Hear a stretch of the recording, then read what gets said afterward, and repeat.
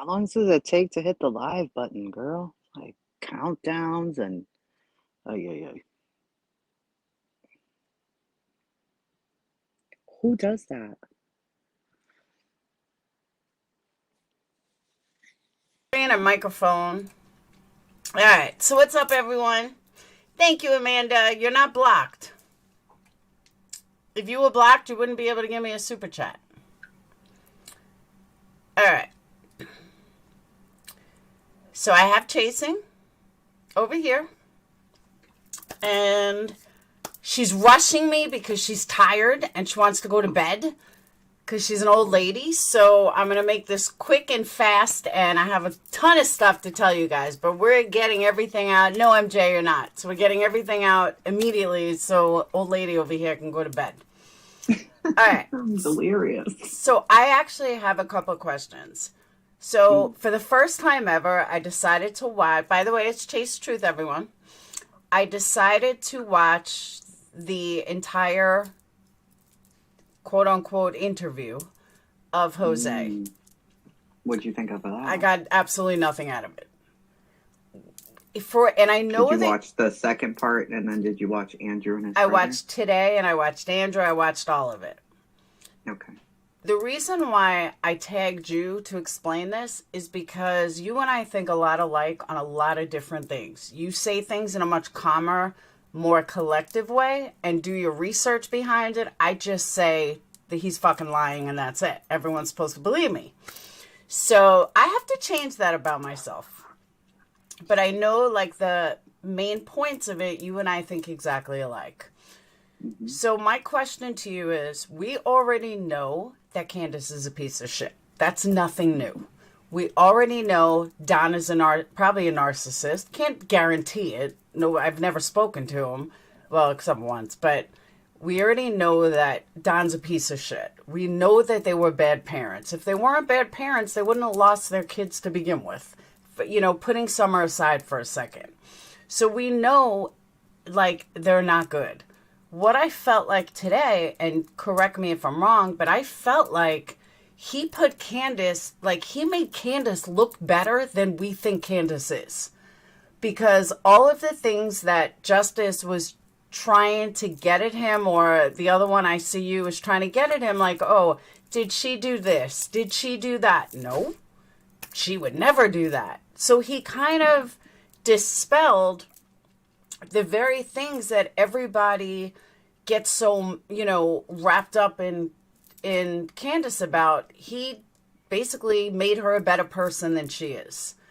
So he did the same thing on the interview, in the original interview. So that's what I don't see how his testimony, thoughts, however way you want to put it, is worth a fuck. Not only is he lying, not only is Andrew lying, which I'm going to get to Andrew in a minute, but he makes Candus sound better than we all know she is. He makes her sound like she's a good mom and that she would never do anything to hurt Summer. Don would never do anything to hurt Summer. They would never put Summer in the basement and blah, blah, blah, blah. Like, okay, so you're making Candus sound like a pretty good mom. And maybe this is all just what some of us thought it was, and maybe she really was taken. So from your perspective, what am I missing? Because that's what I'm hearing from him. And I don't hear, I'm going to get into other stuff in a minute, but I don't hear where other people are saying, oh, it put he shed light on what kind of people Don and Candus were. I'm like, are we not listening to the same thing? Because I'm hearing how great Candus was.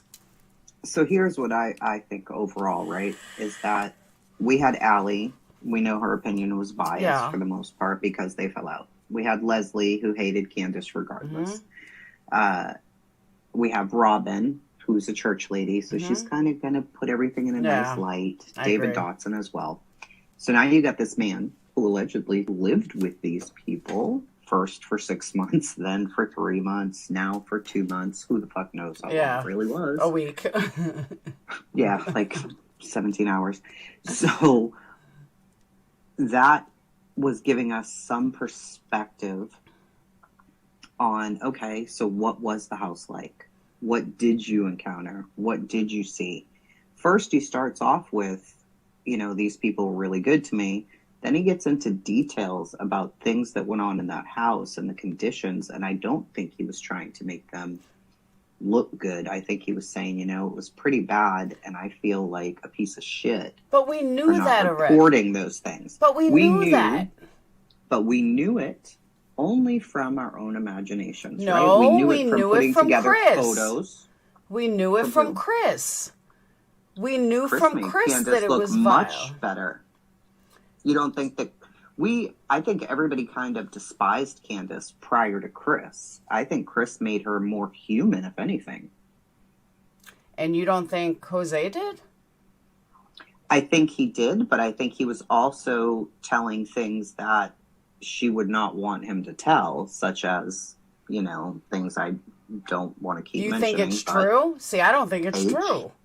I don't think it's true. I have no idea. I know that Allie and Andrew said that they did press charges. They do have a case. Oh, did they? They have said that, yeah. I never heard Allie say the police are not addressing that at this time, which I find bogus. So do you believe Allie and Andrew? Has anyone looked it up? They're not going to believe these allegations because Summer's missing. They're going to put that on hold because Summer's missing. I don't really believe that either. Has anyone looked it up in Tennessee courts? Not as far as I know. They said something to the effect of, how did Andrew say it? He said, yeah, we're following through with that, but there's nothing I can do here from New York, but Allie's handling it.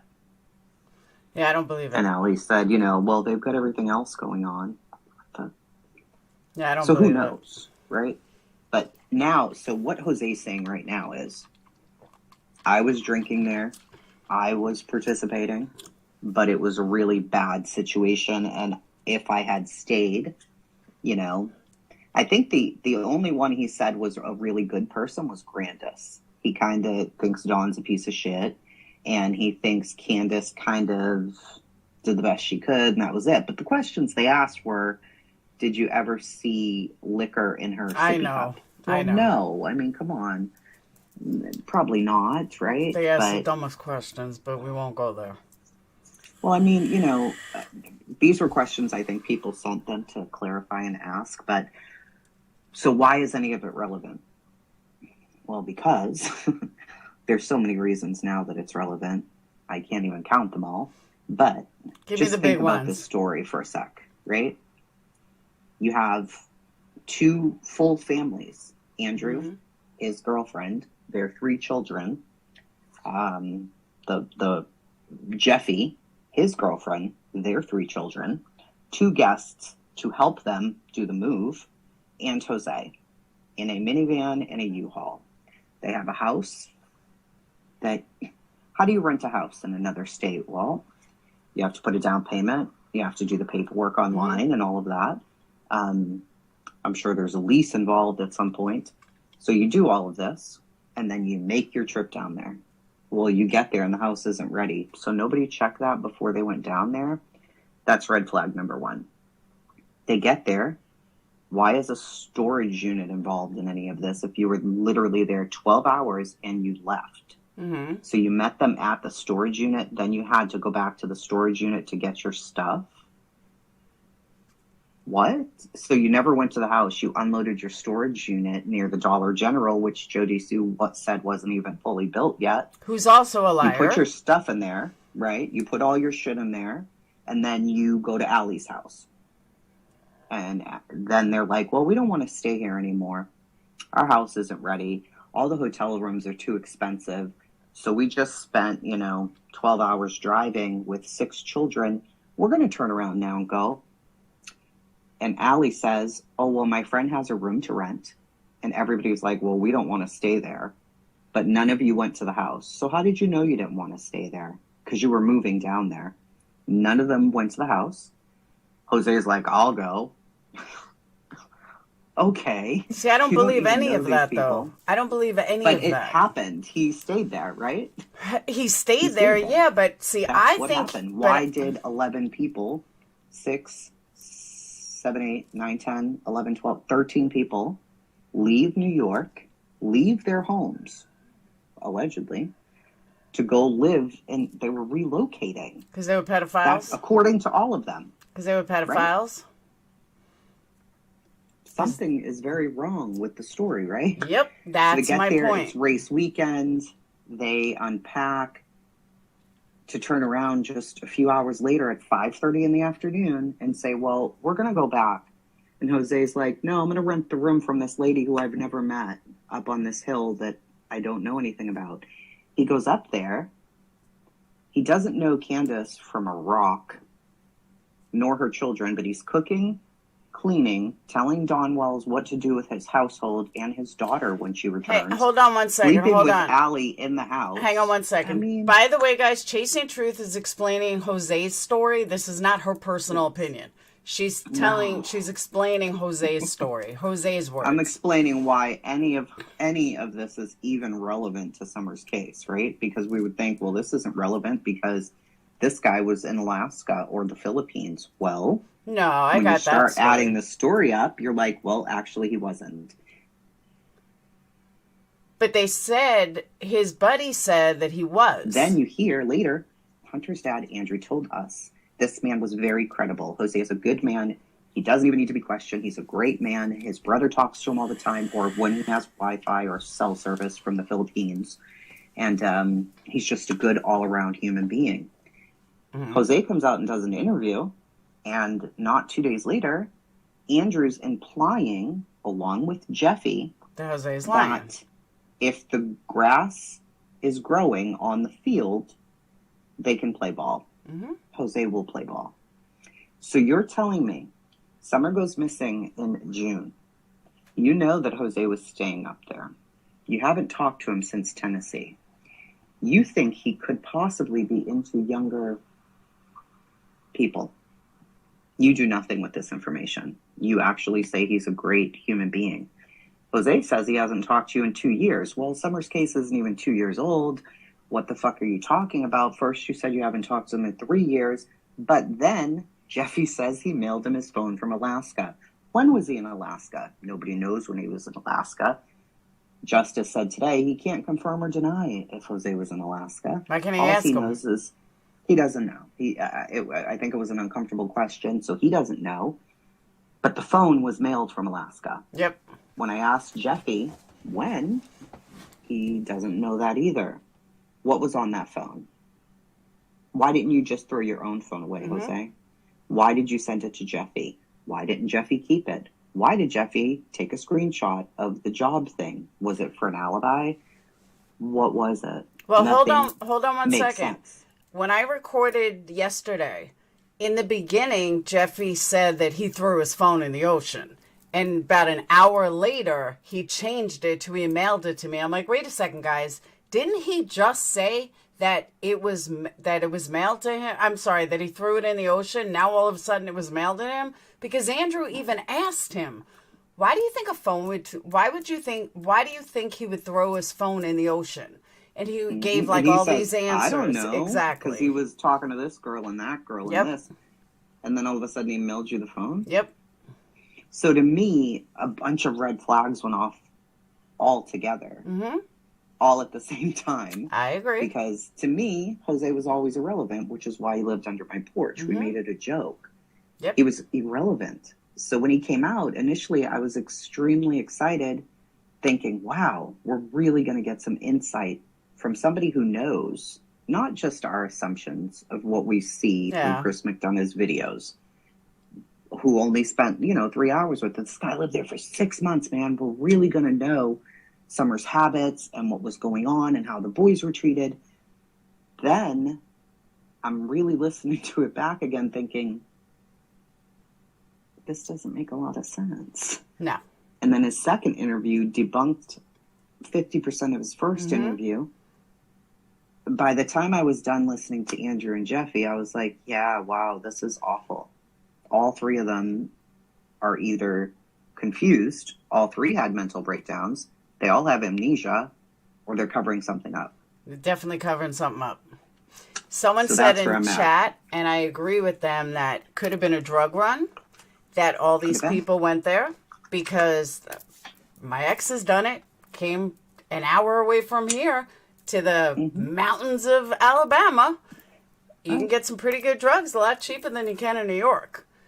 Do you think that Candace is going to sit down and tell this man who's living there for a month, maybe two, that Don goes to Mexico to buy drugs, that she took a young person's virginity, that she pulled him out of a crack house once? No. Like, you're going to tell this person your business? And then here's my biggest issue with all of this. He goes off grid after he leaves Tennessee. Completely off grid. He goes to South Carolina. He throws his phone away, whatever.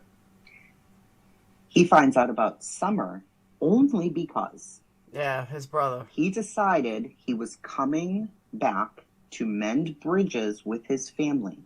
He reaches out to his son, leaves him a voicemail. The son calls him back 2 days later and says, Dad, the FBI's here.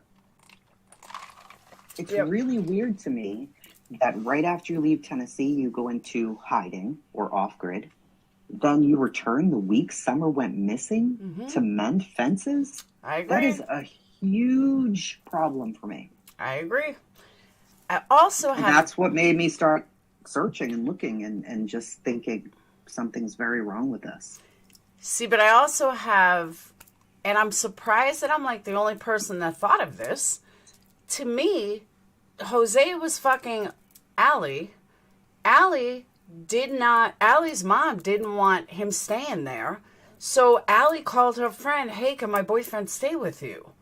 I feel like I'm the only one that came up with this conclusion. Like, that's how Allie I saw it all along. Because her mom didn't want Jose at the house.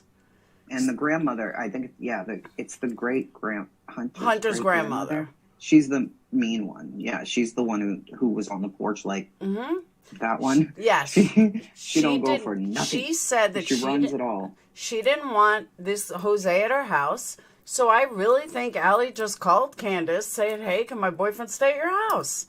And Candus she said, only fine. met him the same day that Candus met him, though. They all met at the same time when Andrew came down there.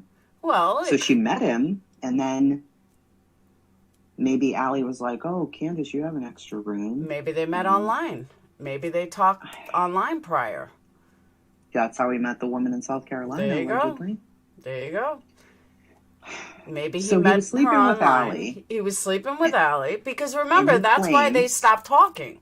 Her and Candus stopped talking because of Jose. So Allie says she caught them snuggling in bed. And I wouldn't doubt that for 1 second. So where's the time between, and then people are alleging that Grandis wanted him. Like, I can't take these people anymore. So all three of them wanted him. He was cooking, cleaning, doing chores, cutting grass. He was the perfect man. He was the perfect man in South Carolina long enough for them to let you stay at their home, they don't know you. He was the perfect man. He can't see his own kids, but he's the perfect man. It's all so strange to me. And then Jeffy said, I don't know why he'd be having a mental breakdown over his divorce. His divorce was years ago when his kids were little. Okay, another thing. He has a grandchild, so his kids are grown. Jose said that they didn't use the basement door, but the other day he said that she would let it open and lock and unlock it by herself. So which is it? I think he was repeating that the reason they had the couch there is because she was able to go in and out if she wanted, and they did not want her to do that. She could also go in and out of the front door, which is how she got out, allegedly, when they found her down by the White House with the blue shutters. Is the White House with the blue shutters the same house with the blue roof? Because if it is, it's that guy who was talking to Ziggy. What's his name? Something like Frank Light? I don't know. I don't know anymore. I don't watch Ziggy. I don't know anymore. They found her half a mile away. Jose and Candus. They had to search for her. They found her. They followed her path, and they found her. Then Dawn finds her on the road and whoops her ass all the way up the hill. I don't know anymore. I don't know anymore. Okay, Jose spoke of a trail. Jody Sue said there was no trail. But the thing, I think the point we're trying to get at is there is no truth. There's no truth. There's nobody that teaches the truth, that is told the truth about anything. And I feel like my original theories are just as relevant now as they were then. Even after hearing all of this new information and these new, I feel like there's nothing coming out of it. Well, what is it's adding just more up to confusion. Me now is that even Jose, even Andrew, even Jeffy aren't telling the truth. Mm-hmm. Candus, Don, Allie, Leslie, the Not grandmother over there, none of them. Mm-hmm. So why is everybody hiding this? What is happening? Pedophile ring. It could be as simple as nobody really knows the truth, so they're just trying to make themselves sound good in their version of the truth. And something crazy happened, like she walked to the road and got abducted. Nope. Pedophile ring, and she went back to New York. Everybody's involved in this. She went back to New York. And that's where they need to be looking. It's all so insane. Because 14 people... And then he said one of the houses on the property had a basement or something. I haven't even heard that Well, part Candus yet. has a basement, technically. Yeah, but they live in it. I mean, another basement somewhere. Remember Chris McDonough was saying a dungeon inside one of the sheds, but people checked the shed and there was no dungeon? Oh my God. I think Chris was saying the dungeon in the house. Maybe. I don't know anymore. But the other this one thing, has my mind swinging around. But the other thing is, too, I think it's going to end up being Occam's razor. It's not that complicated. Why are 14 people going? Like, one thing I totally disagree with Justice about is I traveled with my kids all the time. You have 3 kids, too. I mean, I have 3 kids 2 years apart, and 2 of them are the same. We travel all over. We drive 10 hours, 12 hours, 15 hours. No big deal. So kids definitely do travel. But you're in a minivan and a Penske. Penske has 2 front seats and then the box. Then a minivan. So you have the 2 drivers and 2 rows. So there's 2 drivers and 1 person in the Penske truck. That's 3. Then there's 10 people in the minivan. And you drive all that way. Rest what? I don't know what time they got there.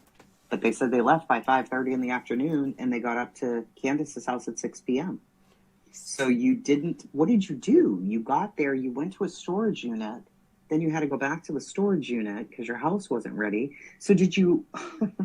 You drove 11 or 12 hours. You unloaded, which had to take a long time if it's 2 households. Then you reloaded. Then you got back in the truck and drove home? Nah, I don't buy that. I don't buy that. Bullshit. Not at all. No, that was nothing makes sense. And if it wasn't for that, I would think Andrew, Jeffy, and Jose are completely irrelevant. Mm-hmm. But because their stories are so far apart, and he found out about Summer 8 days after she went missing, 7 or 8 days, whatever it was, 6, 7 or 8 days, we don't know. He doesn't call Andrew. He doesn't call Candus. He doesn't call Jeffy. He calls nobody. Mm-hmm. But you hear him talk about Summer now, how much he loves her and she made a difference in his life and he's her voice. And wait, sir, you called nobody to find out. Yep. So whatever happened with Summer, does anybody know? But he'll talk to complete strangers on YouTube and pour out everything. Yeah, okay. But has not contacted one person in his life to find out where in the world, what do you guys think happened to Summer? Because he knows. Andrew, like, did Hunter tell you anything? What do you know? Like, can we call Allie? What does she know? Because he knows. He knows. They all know. Very weird. They all know. I don't know about the women, but I think the guys know. I really do. I think 12 people went up there. I don't believe kids were there. I think kids could have been there, but it was either a drug run, it was a pedophile ring, they were scoping it out, they were checking out to see what they were going to do. Maybe they were going to move out there. They decided it's too hot with cops and decided to go back. I can't imagine spending all that money.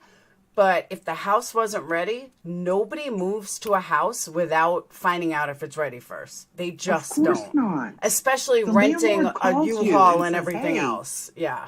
I know you're coming down the 17th. We're going to need to the 30th. The painting's not done. The carpet's still fucked up. Whatever. Somebody's going to call you. Whose house was it? Where are the receipts for this? Where's the lease that you signed? Where's the purchase agreement? Exactly. Where's the down payment? Where's something? Yep. Post something. The Penske. Somebody has it. The in truck. an email somewhere. The truck receipt. You got to have that, even if you don't have a lease yet. They have the minivan receipt. I guess the minivan was rented, and it was from the Penske truck or whatever was from the 16th to the 17th. Yeah, you can't do that one day. They left the 18th.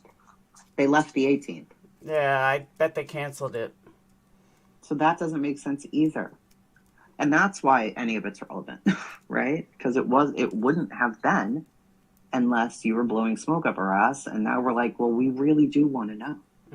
Because you sound crazy. You're telling us a story and you're making us believe that you knew Summer so well. And our hearts are like going out to you. And then we find out that every other thing is cockamamie. It doesn't make any sense. So now you have no choice. You put yourself onto this YouTube. The people on YouTube are nutty as bedbugs. We're going to question this forever now. So we have to know the truth. Did you also notice, but did you also notice how different Jose was on camera? When he actually had a look at, I mean, that's the first thing I noticed. Like, wow, look at his demeanor.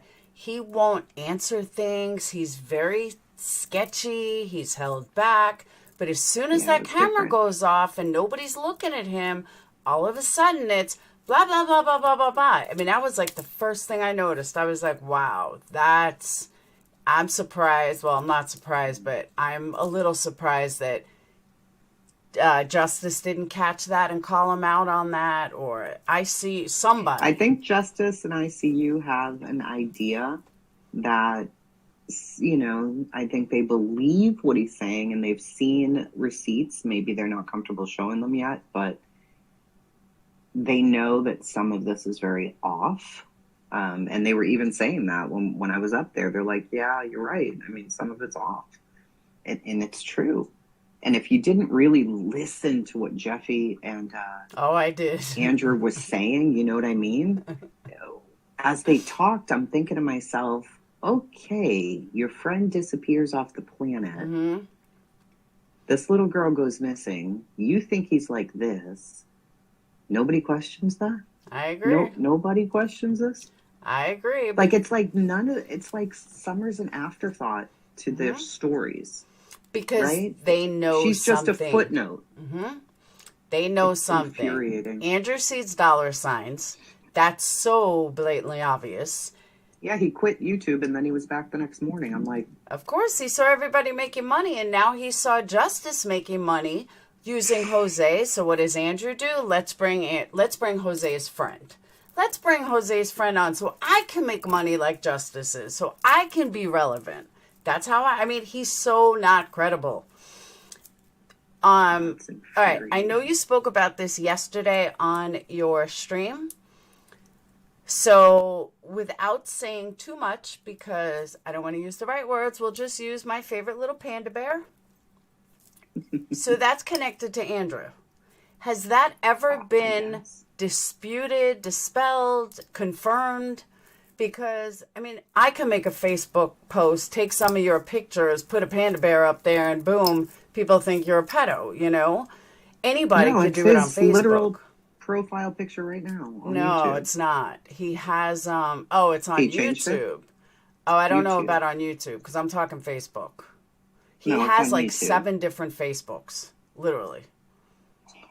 And one of them... I know that people called him out on it, and he said that it has nothing to do with that. And then I think he put a panda bear up behind him in one of his streams, probably just to aggravate people.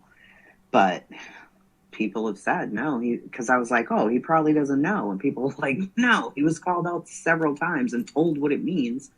And he just ignores them. He's like, yeah, whatever. Because there's a panda bear, like the ones we all love. And then there's the panda bear. The one on his Facebook is the panda bear. The one on this particular Facebook is the panda bear. So I'm like, wow. And I just saw that tonight. But I know you were talking about it yesterday. So I'm like, I wonder if we're talking about the same thing. Well, the one that I see on his YouTube channel, I mean, it's like kind of abstract a little bit, but I mean, it's clearly a panda bear. I don't understand why. I've never asked him, but before yesterday, I'd listened to him 1.5 times. Yeah, same thing with me in the very beginning. I found him irrelevant. I was just like, yeah, I don't care. But I'm learning now that every time I say that, I'm wrong because I should have been listening. That's why I'm asking you. I feel the same way. Now, the reason... One thing I did notice yesterday, Jeffy, his other friend, they all use child symbols. They all use child avatars. And it's something I picked up on. One uses Teenage Mutant Ninja Turtle. That's not Jeffy. The one who was beside him saying, I don't give a fuck. No, not that guy. Jeffy used Teenage Mutant Ninja Turtle. And then there was somebody else on his stream. Or Jeffy was on the phone. Whoever was Jeffy next was to him. sitting beside him in the room. Oh, okay. So he didn't have an avatar. All right. The other guy who is his brother did have an avatar. And it was a Teenage Mutant Ninja Turtle. So weird. So why are they all using child symbols? Children symbols. And it's not normal for a guy to use a panda bear. I'm sorry, but it's not. Even if you have kids, I could see a Ninja Turtle over a panda bear for a guy like Andrew. And why, these are grown men. Why are they using child symbols? So, like their 40s. That's what makes me think there's some kind of pedo ring.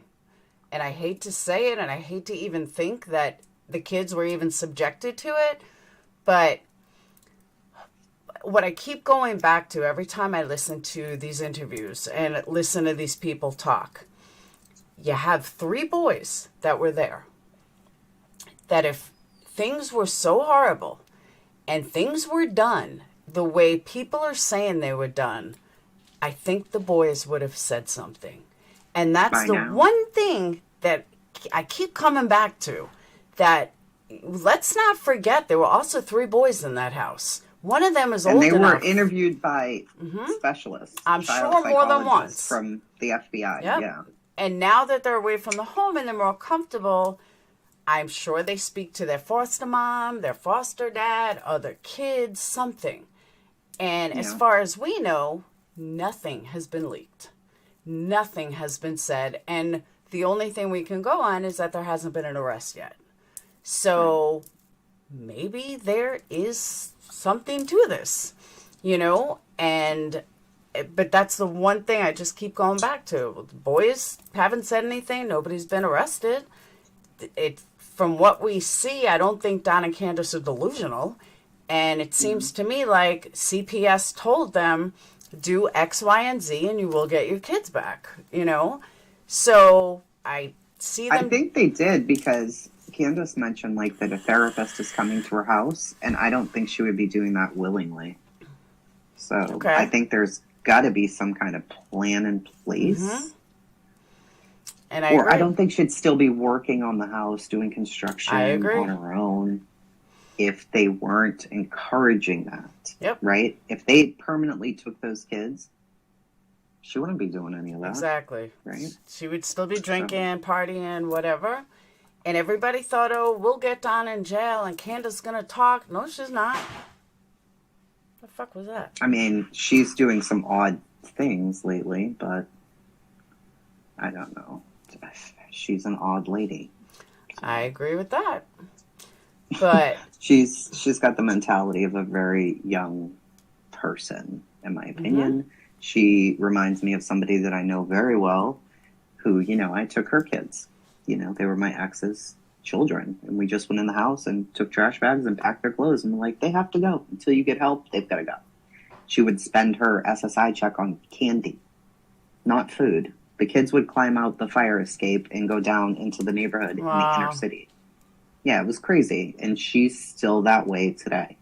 Wow. She's still that way today. Her kids are adults. One is exactly like her, and the other one has a master's degree and is about to get married. Good for her. Yeah. So she's exactly like her, except she didn't drink. She just would like buy candy and weird stuff from the dollar store. And would come in the house like, where's the fucking food? There's no food. There's just candy. Okay. Hold on, no, it wasn't a gunshot. That's what she sounds like. It sounds like somebody dropped something. One of the kids dropped something. But no, it was not a gunshot. Yeah, when I was on Justice's panel, my 2 female dogs got into a horrible fight. Aww. Are they okay? It was terrible. Yeah, they're fine. I broke them up, but I mean, they went at each other. I was like, whoa, what the hell's going on? They're always doing something crazy if I'm on a live stream. Every single time. That's not good. Time. No, yesterday they knocked down all the bowls. I'm like, really, guys? Yeah, nothing broke.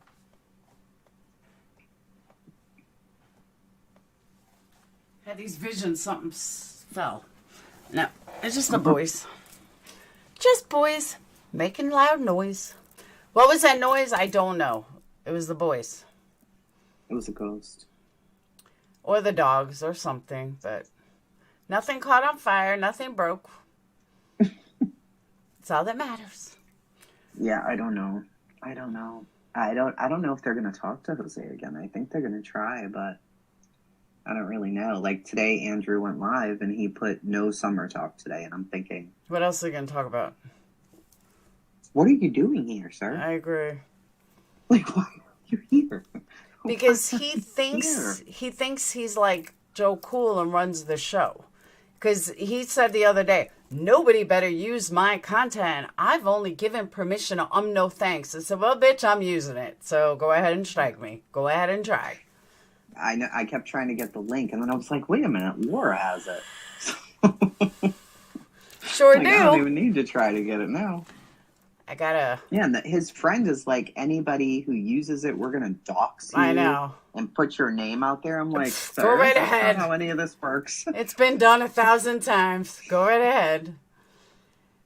No need to talk to Jose. It's just to keep milking the cow. Justice Law, I totally agree with you. I have no desire to ever talk to him. But that's the other thing I wanted to ask. I personally, he's irrelevant to me. But how come nobody else is interviewing him? How come nobody else decided to talk to him? It doesn't mean... I don't think anybody else knows who or where he is, how to find him. And they're keeping it close to the vest to protect his location, I think. I don't know where he is. Oh, it's because he's making a fortune off of him. I mean, let's call a spade a spade.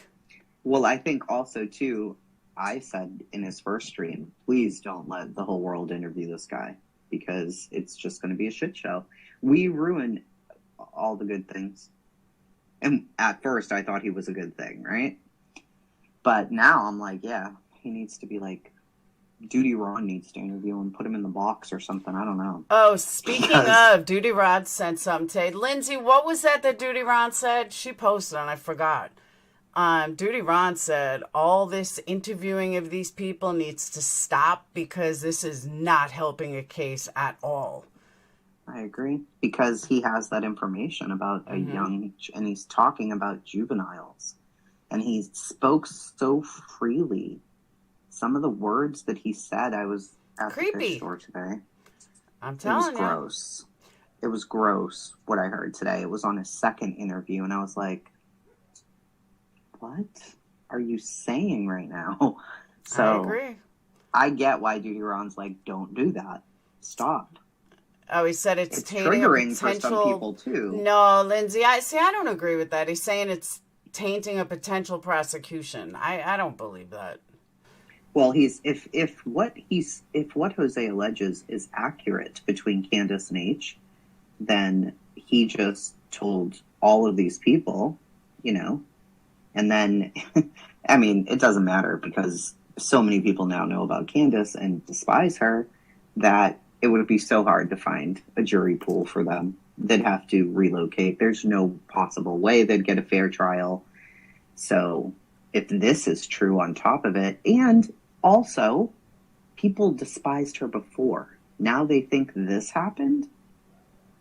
That's going to make it 100 times worse. She says she can barely go to a store without people yelling things at her.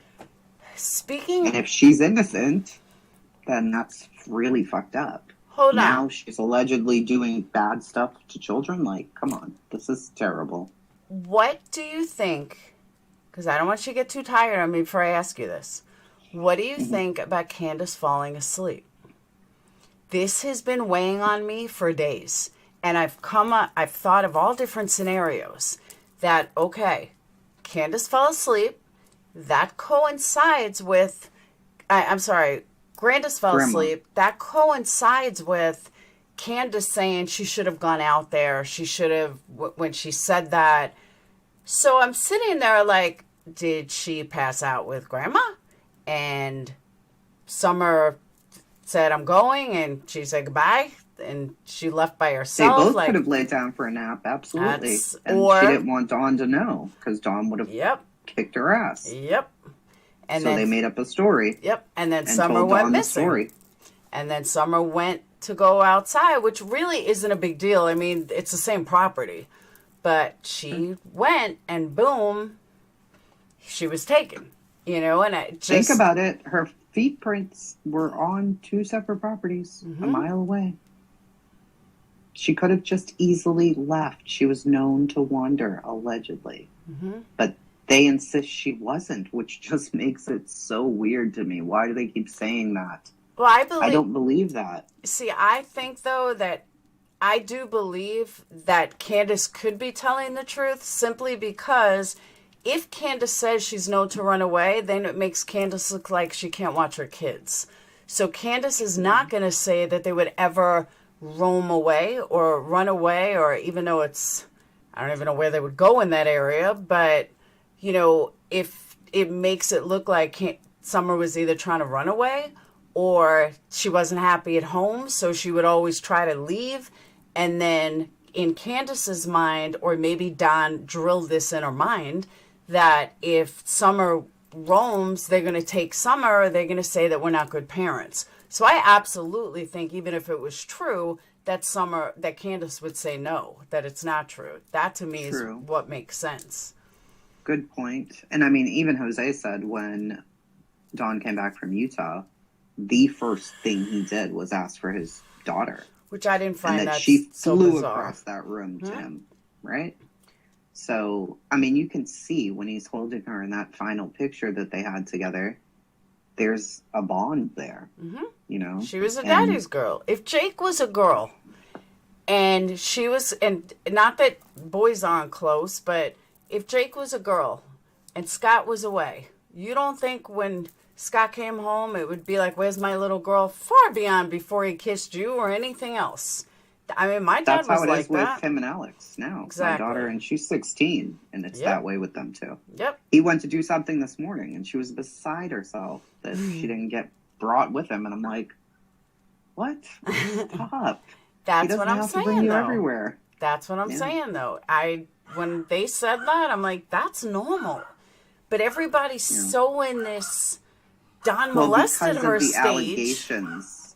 His allegations, you know, from his sisters, they still see that as he could have done something terrible to Summer, which, you know, that is possible, but there was some kind of bond, and I think that's why we never heard from Candus and Grandis. I think that's why Dawn came out with the story.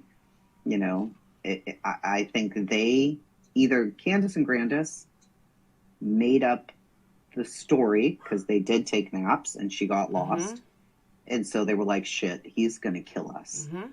So they made up the story. Or they all know something. Dawn said, I'll handle it. This is what we're going to say.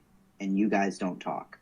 Because as soon as he's in jail, Candus has a YouTube channel and Grandma does an on-camera interview. Yeah, but I think Candus just has a thing for Benny. That's where I think the YouTube channel came in. That she wants Benny to come on. That's her way to connect to Benny without it looking like she's calling Benny or texting him or anything like that.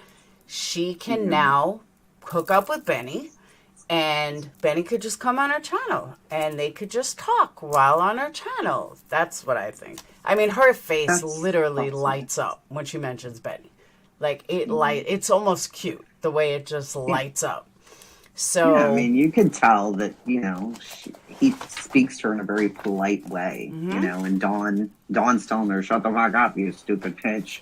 So, after so many years of being with somebody, especially somebody like Dawn, I agree. You're, of course, going to crave attention from somebody who's calling you, hey, beautiful, and Yep. right or wrong, she should be focused on Summer, but... I was going to say that I truly believe that, Benny might be the first man that's actually nice to her and that actually treats her with respect. And any woman that's in that situation that's never had anyone be nice to her absolutely is going to absolutely... Yeah, think about her first husband. We know all about him. Andrew, he was horrendous. Mm-hmm. I agree. I mean, I get it. It's human psychology. I totally get why she's infatuated with all of a sudden all this attention and people are paying attention, hanging on her every word. But I don't think she realizes how really bad it is. It's really, really bad because most of the people watching her are probably, they hate her. It's hate watching, and that's sad. Mm-hmm. But she doesn't even... I don't think she even comprehends what's going on. I don't know. Do you believe that Don was at work or not at work? I think he was at work, and I have a strong feeling that he left work early. Remember the text messages between her and her friend Jenna? Mm-hmm. And she was mad at Jenna, and that friendship ended over her telling about those texts. And she said to her, did you tell them that Donnie left early? And she's like, yeah, but I didn't say you said it. And she's like, okay. And she said, well, what time did you say he left? And Jenna said 3:30. And she's like, okay.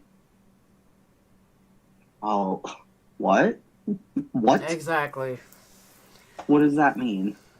I don't know. But the call wasn't made till fucking, 6:26. 6, and Dawn thought it was 5:30, but it was actually 6:30. And when did she go missing? And Jody Sue heard the scream between 4:40 and 4:52. I don't believe Jody Sue. She told the police that day. That day, she told the police. Hold on. Candus is talking to Ernie Shell. BK got mad and doxed all Ernie's mods tonight.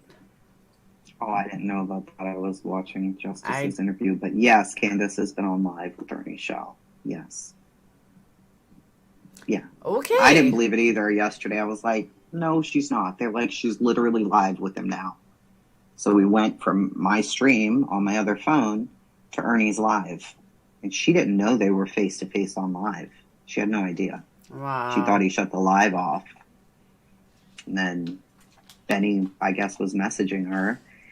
And she's like, oh, so you have me on live? And he's like, you came up here. What are you talking about?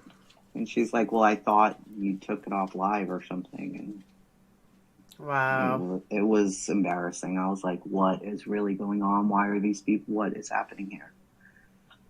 I don't know. Wow. It was really weird. That's crazy. It was crazy. I just felt awful. I'm like, what? Please, somebody go cut her Wi-Fi off. Just cut it off, please. Somebody. Can't we run up there and snip her wires or something? I don't even know how she has Wi-Fi up there. You can't get cell phone Wi-Fi, I'll tell you that much. When you're about 15 minutes away, 20 minutes away, you lose all Wi-Fi service. That's if you go one way here or the other way. As soon as you hit the road, everything starts buffering. It's like, oh my God, really? See, I don't know how the hell they're doing it. My only thing about her walking away, I was there. This is not nice terrain. This is not like in your house or my house where there's grass and you may have some hills, but it's still grassy, or nice paved cement. I wouldn't even walk down the driveway barefoot. I mean, I thought my tire was going to pop. When we went halfway up the driveway, I literally thought my tire was about to pop. I was like, dude, I can't go up here. My tire's going to pop. It's all I need is a damn blowout. She would run that with no shoes, though. She'd run it with no shoes. Yeah, I don't understand how. I really don't. We've seen the videos. It's insane. I've seen her with no shoes chasing her brothers on the dirt bikes. And I'm like, how does she have no shoes on? She's like Fred Flintstone, this baby. Mm-hmm. No problem. I kept thinking maybe she chased one of the dogs. I really believed that for a long time. She might have just went after one of the dogs and nobody noticed that she walked away. Because she did tell Ansley Daniels on June 20th. I left her outside, I went inside, and when I came back, she was gone. Well, why, when Dawn spoke, we heard a totally different story. And when you spoke on the 29th, it was another totally different story. So you left her outside, or you didn't leave her outside. And then Lawson said the boys watched her walk out the back door and leave. Where did that story go? Exactly. What happened to that? Something is very wrong, and I don't know what it is. And the more people who come into the story, the worse it seems to get. And you start thinking the worst because she hasn't been found. What about Jackie Dobbs? Oh, I hate that. Do you? You think he's guilty? Oh, my God. I did a whole video on him. I think he's suspicious because he lied, too. And we watched him in real time lying. That picture of Elvis, his dog, was not from that day. Cam and Allie clearly proved it because they went to the motel. They hadn't just redone the driveway. And where he took the photo was completely different. Things were moved. So I'm like, what the hell? And then he's claiming that on the 14th, he left that. He was there most of that day and then left. And then was at a motel all night long.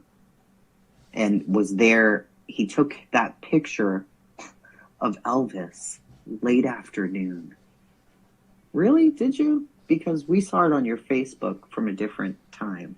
Exactly. So you didn't, right? So he's adding all these weird details that don't need to be there. Then, if you go back on his timeline, all that man ever did was share missing children posters. Yep. 5, 6, 7 a day, right?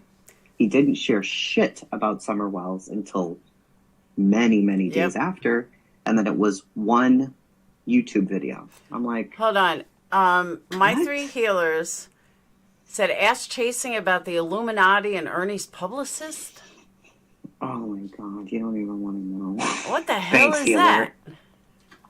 So last night, when Candus was on the live stream, Ernie says, Candus, I have somebody who wants to meet you. She's a very big fan of yours. A very big fan of yours. And Candus is like, okay. And she's like, he says, I'm going to bring her up. So she comes up. And her name is Alicia Turner. Alisha Turner. Okay. Candus doesn't want to come back up at that point. She's just like, well, tell her to email me. So Alicia Turner says, okay, my email is aliciaturner81@gmail. So, of course, us being us in my chat, we're like, let's Google that. So we Googled it. And an article pops up that like, pause, wait. Ernie says, this is Alicia. She's my publicist. Okay. And she represents a lot of people, a lot of famous people, Candus. And I'm thinking, Ernie Shell has a publicist? Exactly. Then she gives out her email, and we Google it. And she represents a rapper, Young Goldie, I guess his name is. So there is an article written about him where rapper Young Goldie, hit 1 million, blah, blah, blah, whatever, and also joined the Illuminati this week. He was seen out to dinner with these gentlemen, and he was signing something after pricking his finger in blood. And then he put up pictures on his Instagram of a human sacrifice, but he said it was fake. We know what they have to do when they get into the Illuminati. Oh, my God. Like, there was... the whole article, I was reading it, I was like this. Is this fucking real life? And then it says, for media contact, email Alicia Turner 81 at Gmail. I'm like, wow. What? So it said that, and then it's connected to NNY Mag or something, or I don't know what the website was. In any case, we go to the website that's with her contact info. I look under our team, and her name is not there. But when you go back to the homepage, it says, please be aware that there are people claiming to represent our company and recruit people from WhatsApp and Twitter and other social media forums, but they are not associated with us. Wow. So I'm like, so this lady's not a publicist. She's writing articles about the Illuminati, and she's Ernie Shell's publicist, who's a fan of Candus's.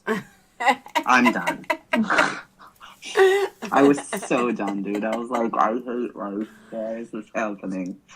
I've never watched him. Like, I have no desire. People bring him up in my chat all the time. I'm like, guys, I don't know Ernie Shell. I don't care about Ernie Shell. I don't know who the fuck he is other than his brother killed someone or his brother's in jail for murder.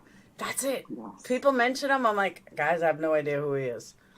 People have asked me so many times to look into Shelby Shell, his brother, because Ernie testified against his own brother. His brother killed the former mayor. His brother goes on and talks to this channel called The Stand.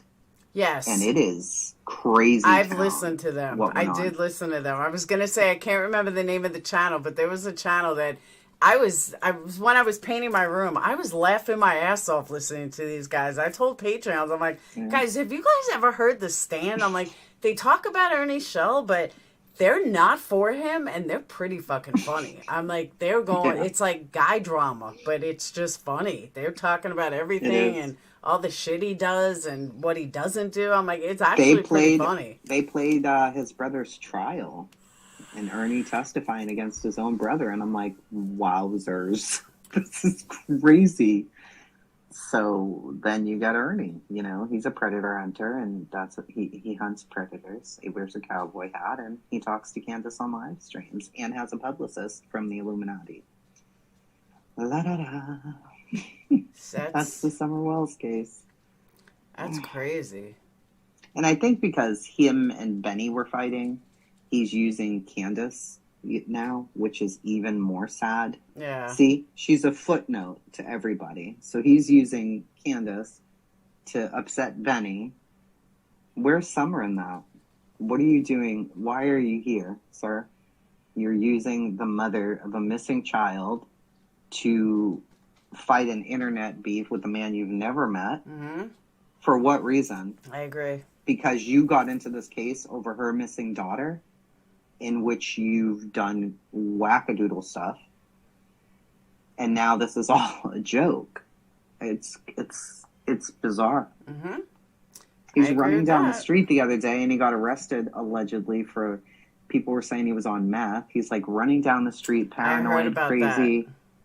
I'm like, actually, I heard that on The Stand. I heard that story on The Stand. That was the same night I was listening. They were like, you know, it's so obvious he's on meth, and he's running all over the place, and it's so blatantly obvious, and, you know, he's trying to say it wasn't him. And then they had his friend on who has known him for a long time, that he used to live with him, and he's like, yeah, he's changed a lot. You know, we used to love him, and he was, you know, godfather to my kid or something, and blah, blah, blah, and yeah. It's so wild. I've never, ever, ever, ever seen a case like this. Oh, I have. Not with a missing girl, though. I mean, think about some crazy cases. Like, making a murder was pretty intense. It didn't involve a missing kid, but corruption and parents that were whacked in. You know, did the father had something to do with it? Like, when you really dove into making a murderer, every family was a liar. Everyone lied. You couldn't tell fact from fiction anymore.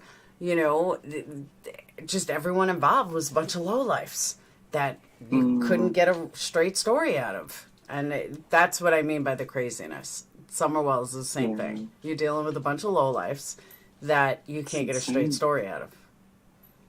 Yeah. When I started really Once the Jose thing started irking me, I went back and I have this mind map application on my computer.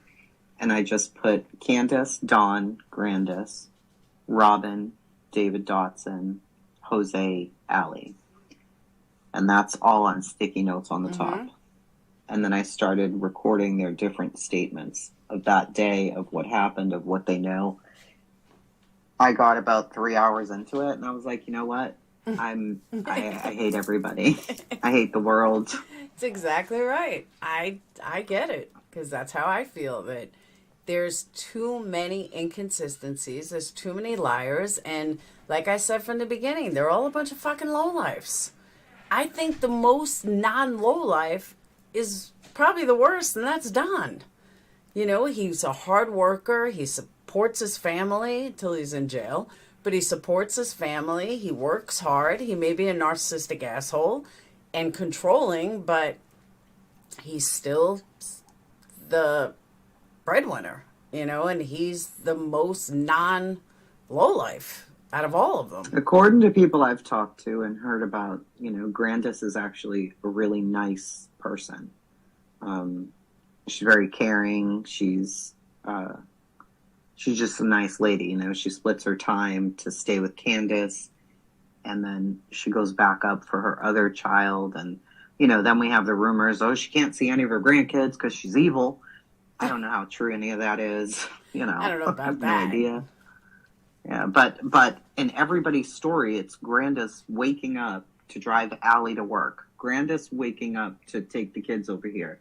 Her doing this I'm like, what the fuck is Grandis? She's the chauffeur of the whole universe. Nobody in the story drives.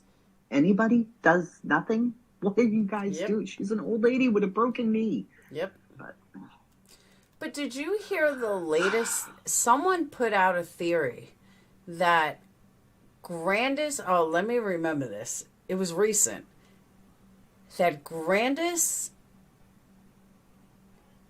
Summer died in the car. Everyone knew Summer died. She never got out of the car. So Don went in, she left. I'm trying to remember this verbatim. She left and met Don and told Don to get rid of the body. But Grandma had told people, which I know is not true, but Grandma had told people that Summer had never gotten out of the truck, never got out of the car, and that she was sick. Yeah. Yeah, and she never saw, no, she was dead. And she never saw the boys. Oh. And they were all lying. They're all trying to cover up because they were scared of their dad. And Don took Summer and got rid of her. The version I heard. We also heard this from Emma at Crime Stories, who was texting with Grandis, that on the way home, Summer did not feel good. She kept saying her stomach was bugging her, so she went to drink that orange soda. Grandma gave her a bottle of water, told her to drink that. She did. Candus, they unloaded the groceries, whatever. And she said, I'm going to call Donnie and see if I can take her to the hospital.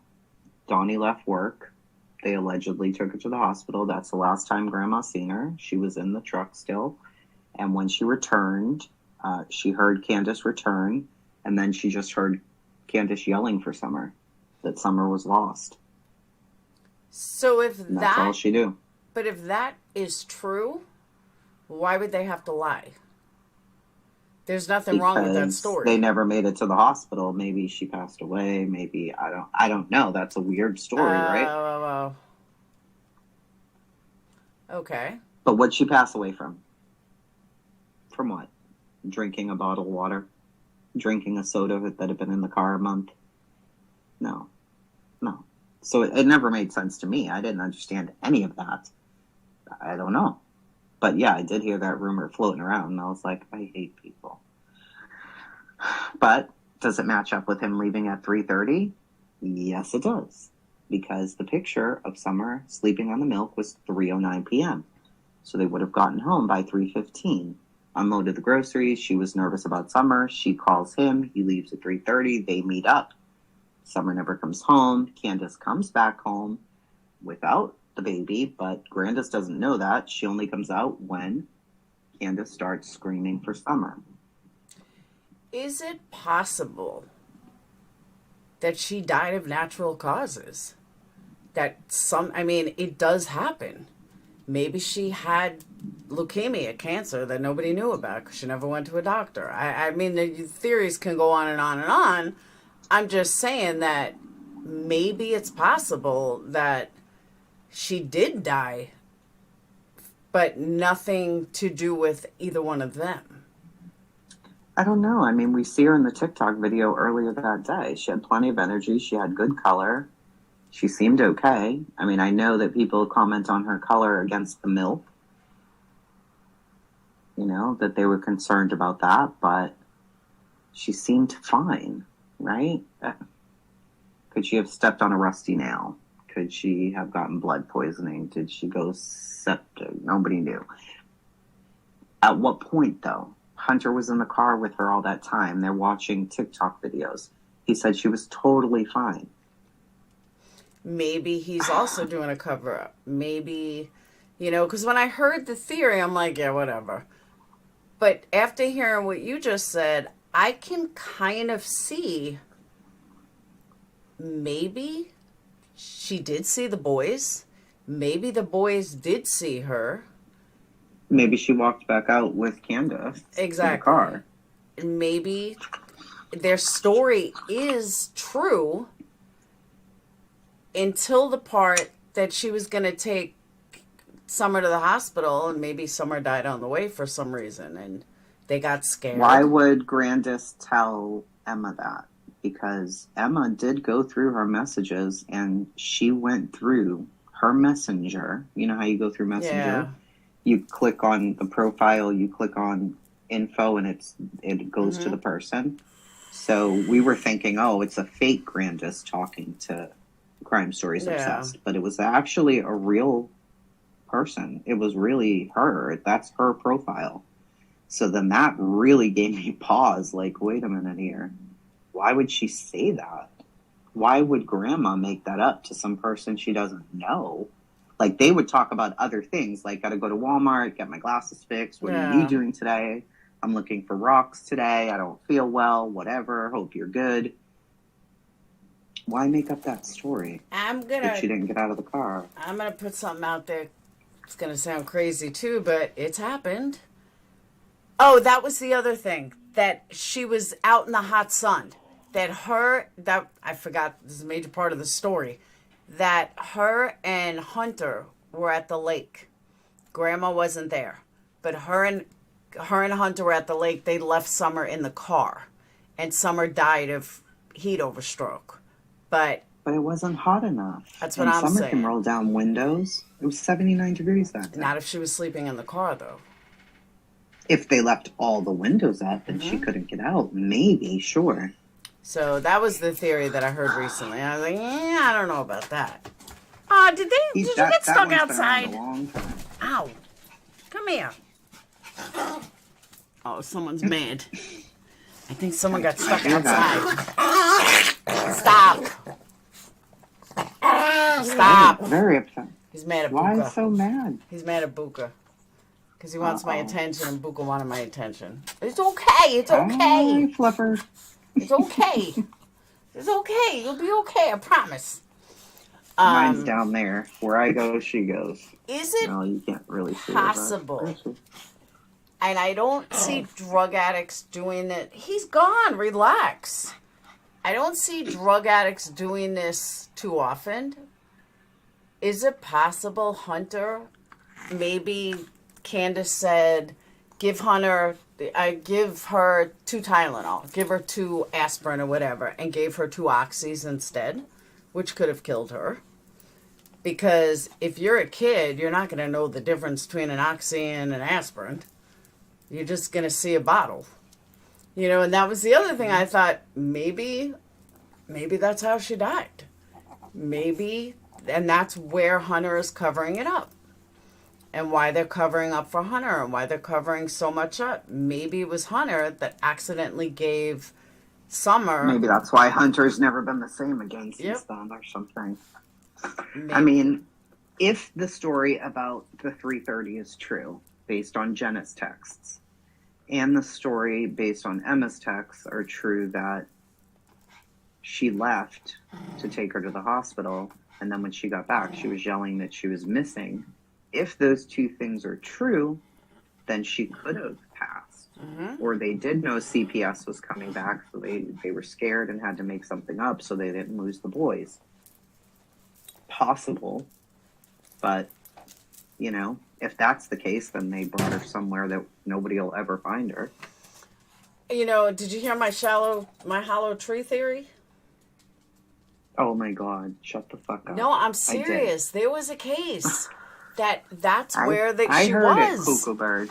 I'm telling you, it's possible. I goes, now someone's in a tree, I'm going to kick Laura right up her fucking... Don't rule it out.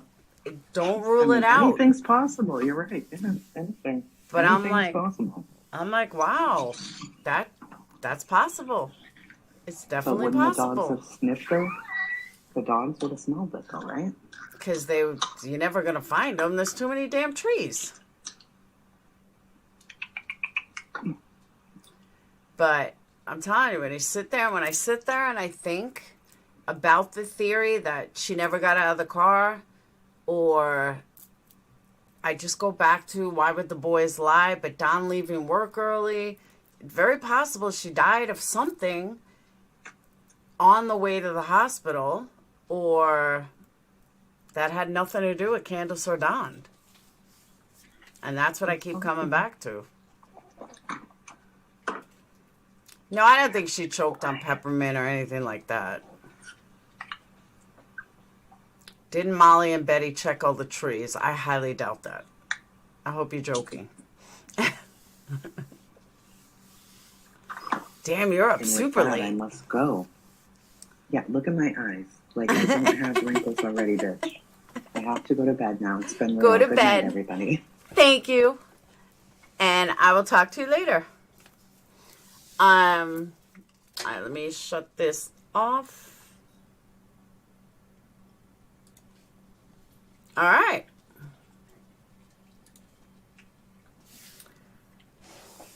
So I don't know why my camera's not working over here. When I try putting it on, it just doesn't work. But I know it's working. Let me try.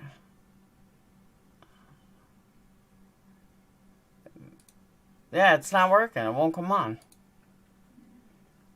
Let's see.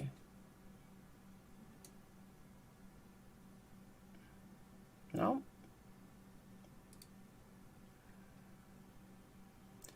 I don't know why it won't come on. All right, you're just going to get a picture. There you go, you get a picture. So, welcome everyone.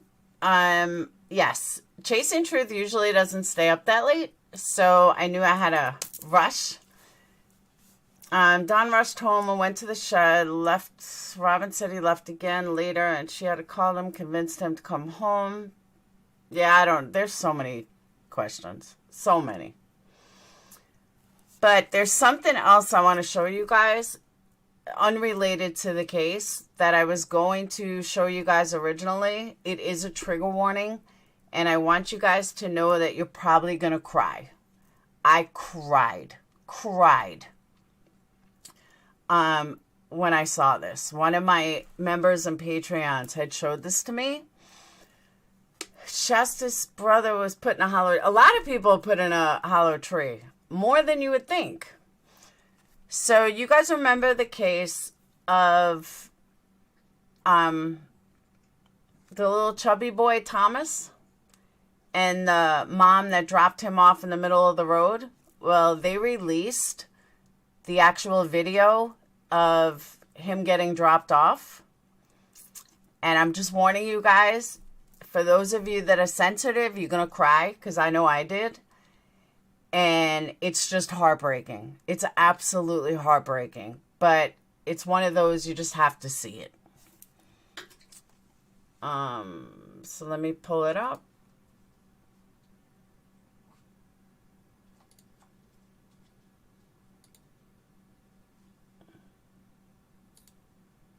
Hold on.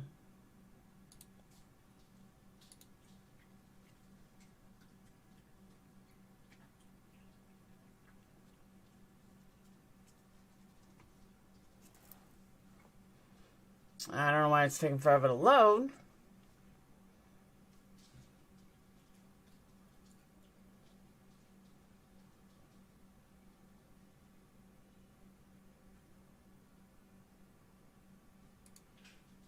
Okay.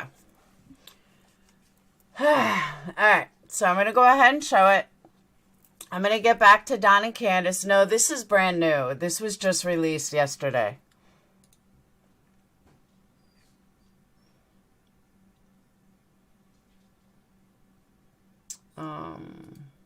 I was going to show it to you guys at the beginning, but since chasing was coming on, I didn't release it in the beginning. All right.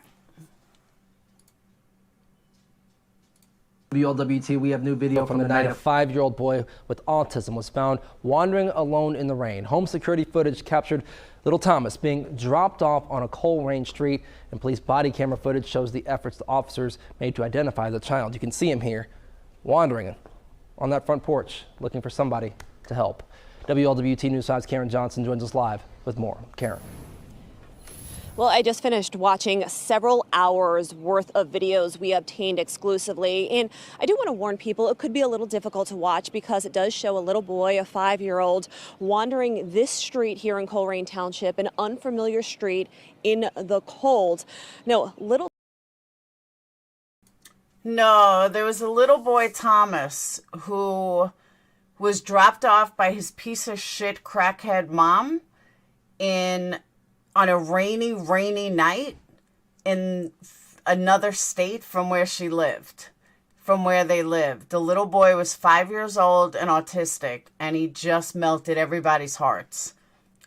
Is it Hutchinson? But his name is Thomas. I don't think it's Hutchinson. I don't remember, to be honest. Yeah, the little chubby boy. Thomas, according to police, was abandoned here in Coleraine by his mother, and Heather Atkins has since been indicted on 2 charges. Atkins, that's what it was. Heather Atkins. Child endangering and kidnapping. 8:47 at night, February 17th, a little boy is captured on a home security camera walking up the front steps to a house in Coleraine Township. He looks at the front door, turns around, and eventually wanders off. 45 minutes earlier, a different security camera shows a white SUV drive down the street. The driver turns around slowly, briefly stops, and takes off. Through the darkness, a little boy appears under the streetlight, walking down the sidewalk alone, jacket unzipped. We now know this little boy's name is Thomas. The 5-year-old at the time was abandoned in the rain on that cold winter night. Eventually, a couple people passing by spotted Thomas. I just saw him waiting on the side of the road. Okay. Strangers cared for Thomas until police arrived. Hello. Good, how are you? Hi. We got him in the car. Okay. So we can get him out of the Elements, perfect. I don't think we have a name yet. Okay. He looks really dirty and kind of muddy. Hey, buddy, what's your name? The child couldn't answer. He was checked by medics. We're going to have you get in the ambulance just so they can get you warmed up, okay? You ever been in the ambulance before? Yeah. You have? And then cared for by police. Watch out, he might be a little slippery. It was apparent early on. How old are you? The little boy was nonverbal. You want your mom or you want to go home? Home? Yeah. Yeah? Where's home at? You don't know? As Officer Gifford took Thomas to Job and Family Services, other officers scoured the area, knocking on doors, trying to find any clues as to who the child is, or where he lived, or how he ended up walking these streets alone. And thanks to home security cameras, police were also able to get a pretty good description of that car that appeared to drop Thomas off. They eventually identified the mother as Heather Atkins and the little boy as Martin Thomas, who he goes by Thomas, according to family members. Police say she drove 75 miles from Shelbyville, Indiana to Coleraine to abandon her son. Reporting live tonight in Coleraine Township, Karen Johnson, WLWT News 5.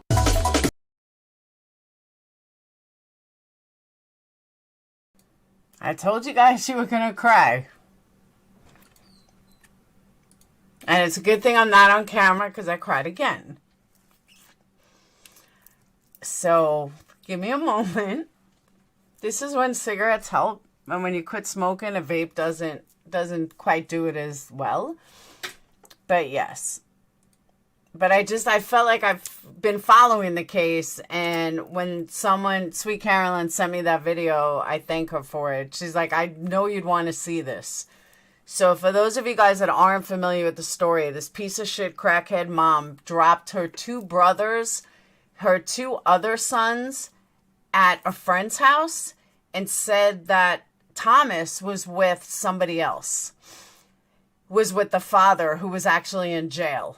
And yeah, and she just, and I had said when the boy was first found, like, hey, you know, because they had no idea where this kid came from, because there were no reported missing kids in the area. And you would think an autistic kid, they would know if there was a missing child, and nobody reported it. I said, I bet the kid's from another state. And sure enough, he was from another state.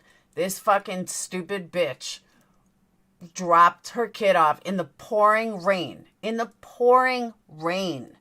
This 5-year-old boy to wander, and she drove off.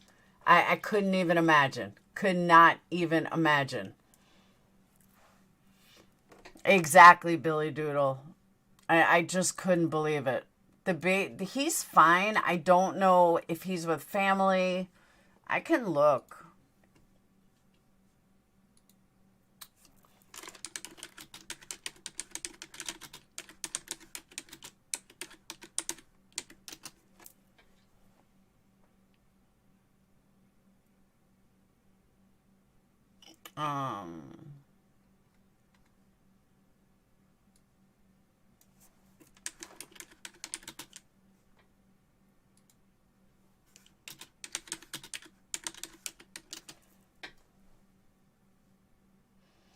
Okay.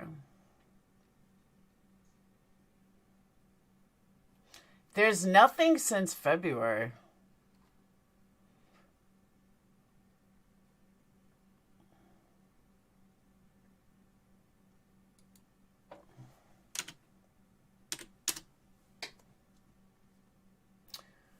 He's now, back in February. It's not showing anything from oh, wait. March 11th.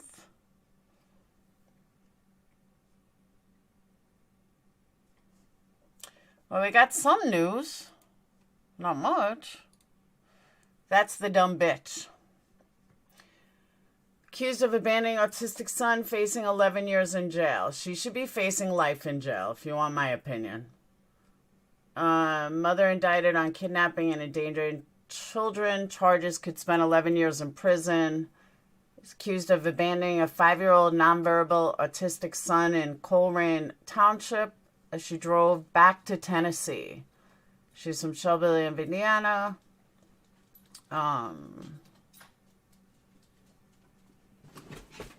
Once Martin was in the care of the police, they shared his photo. She was arrested on February 19th in Kentucky. 2 days later, she did a jailhouse interview saying that she didn't abandon her son. Yeah, you did, bitch. She was extradited to Ohio from Kentucky on March 2nd. She's convicted. She better be convicted. She'll spend 11 years in prison. I really think she deserves to spend life in prison.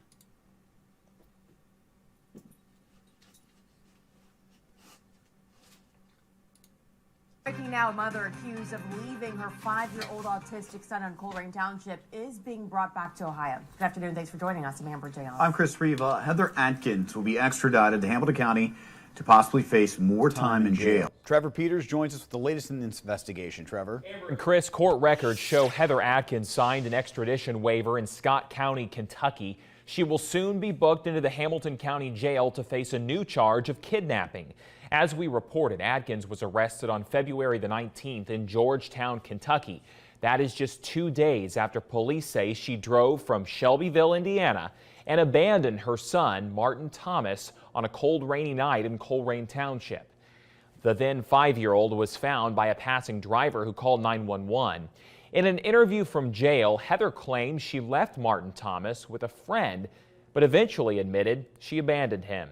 She was arrested in Kentucky on a misdemeanor endangering children charge. She pleaded not guilty to that. Now, it's unclear when Adkins will be brought back to Ohio. As of a last check just a few minutes ago, she had still not been booked into the Hamilton County Jail. She signed that waiver yesterday, so it is expected she'll be here in just a short time. At the Alert Desk, Trevor Peters, Fox 19 Now. All right, thank you, Trevor. Breaking now, a mother accused of leaving her 5. I agree, D-Lane. He is so cute. I couldn't even imagine my ring bell going off and seeing this chubby little 5-year-old boy wandering in the pouring rain. I don't even know what I would have done. He is so adorable. That's why when Carolyn sent it to me, I was like, oh my God, thank you. I watched like 3 times. I cried every single time.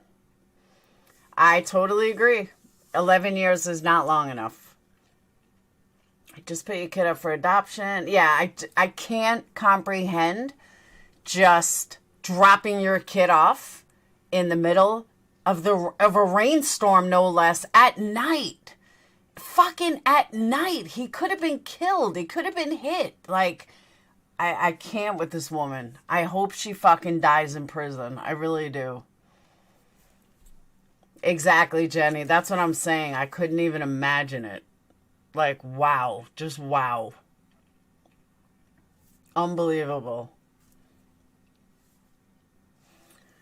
And Kiki, you're right. At least she didn't kill him. But putting an autistic child in the middle of the night in a pouring rain, she wanted him to get hit. She absolutely wanted him to get hit.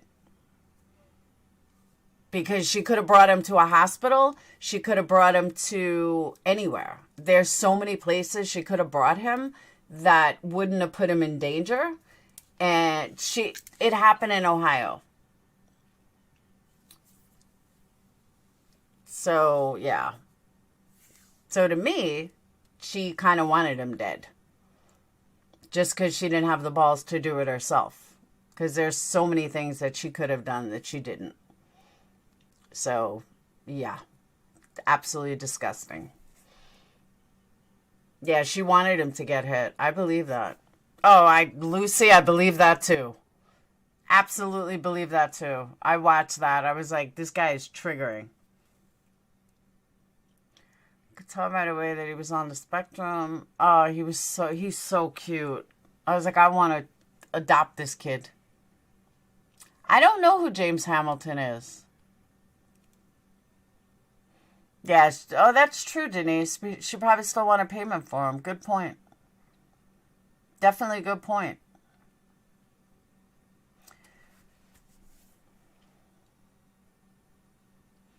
I agree. She needs to be waterboarded. Horrible.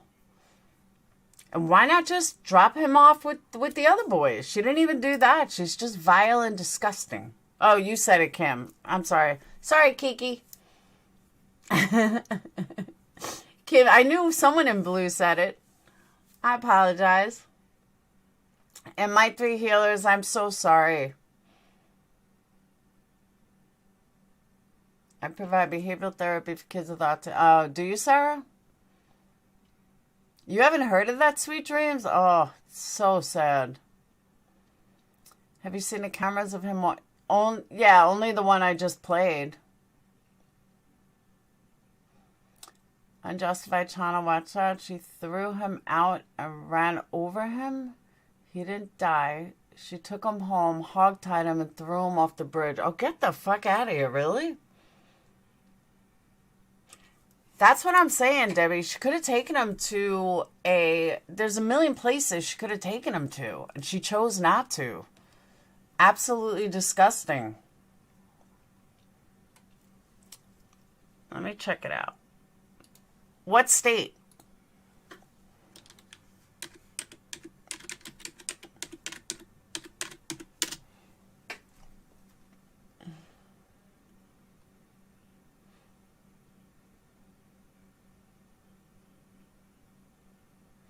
James Hamilton?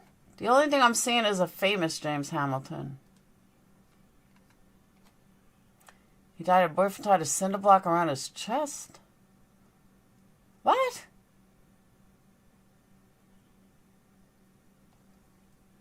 And it was James Hamilton?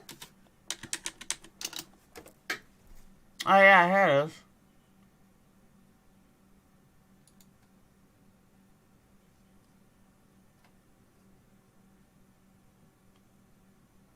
And all he got was 19 years. What the hell's wrong with Ohio?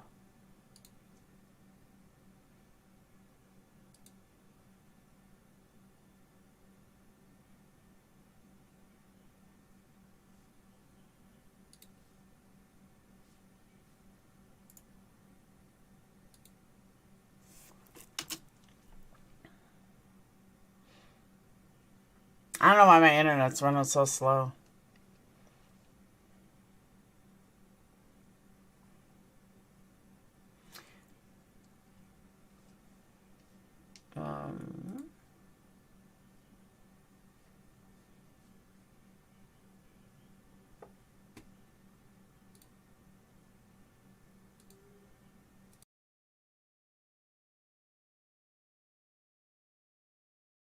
The judge said James Hamilton's actions were despicable. Hamilton received the maximum sentence for his role in the disposing of the body of 6-year-old James Hutchinson.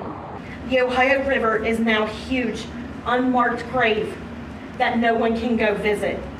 We cannot put flowers at. Catherine Lundy, a friend of the family of James Hutchinson, addressed the court, directing pain and anger towards James Hamilton. You helped cover up a murder of an innocent, bright-eyed, beautiful 6-year-old boy who will never have a life. Hamilton was sentenced today to a minimum of 15 years in prison for helping a Middletown mother dispose her son's body in the Ohio River. I do have remorse for James and the family. I was not involved in his death, but I did tell the police everything I knew about the placement of his remains. Butler County Prosecutor Mike Moser, Hamilton's apology fell on deaf ears. Moser said the damage Hamilton caused James's 2 surviving siblings will last a lifetime. He didn't murder those 2 survivors, but if you want to speak philosophically about it, he probably murdered their soul, their souls. And that is the worst thing he could do. Lundy agrees. She says the 2 remaining siblings are serving a life sentence in their minds and body because of the abuse they witnessed and endured. But she says they will heal and overcome because they are loved and cherished. James Hutchinson, remember his name. He was 6. We hope that his name and his contagious smile haunts you for the rest of your natural-born life. Hamilton must register as a violent offender. He will serve a minimum of 15 years in prison. In Hamilton, Natalie Clark, WLWT News 5.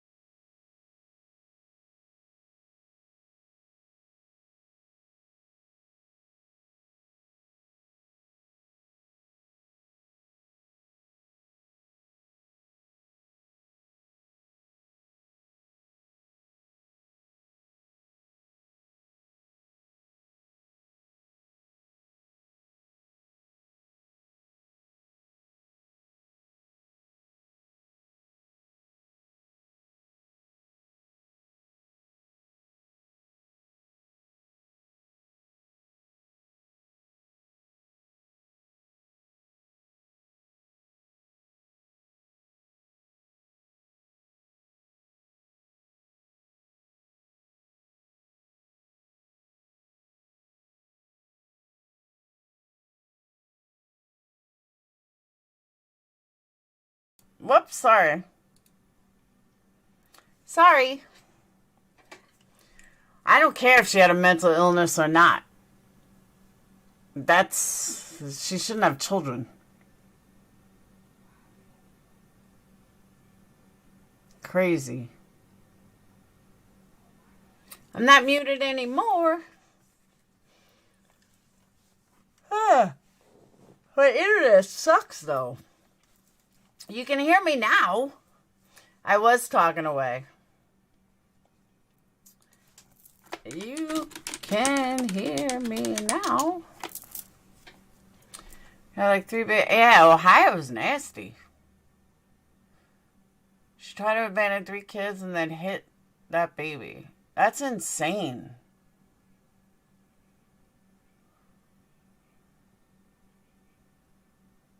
Absolutely insane. Well, Jenny Joe, there's a podcast I listen to called Scale and something. Sword and Scale. Chasing Truth actually turned me on to it. And that's his like punchline. His punchline is, you know, the real monsters in the world are real. They're not hiding under your bed. They're actually real. Sword and Scale, yeah. Oh, there's a lot of them, Wyoming. I agree, Bob Beasley. It's crazy.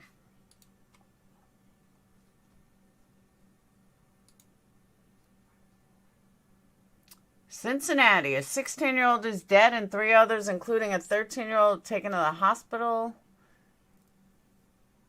An 18-year-old was driving a Kia Optima along westbound road when he lost control of the car. Crossed center lane, hit another vehicle.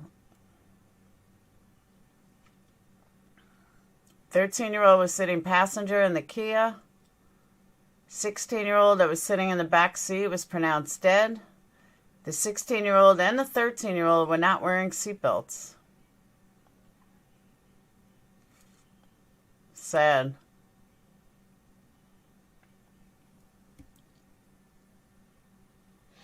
Look at other cities. All right, what city? Pick a city. I'm getting off in a few minutes, but pick a city.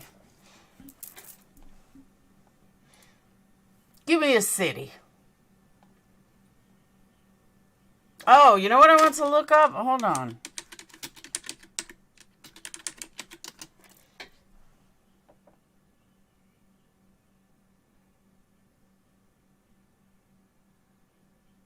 So now they're saying Mason Sis trial is going to start September 12th.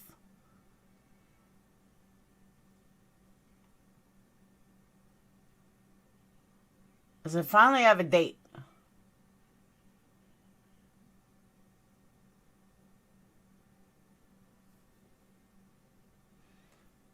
Minneapolis, Minnesota. All right, so Mason's date is September.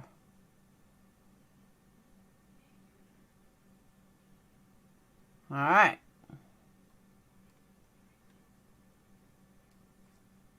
So got plenty of time.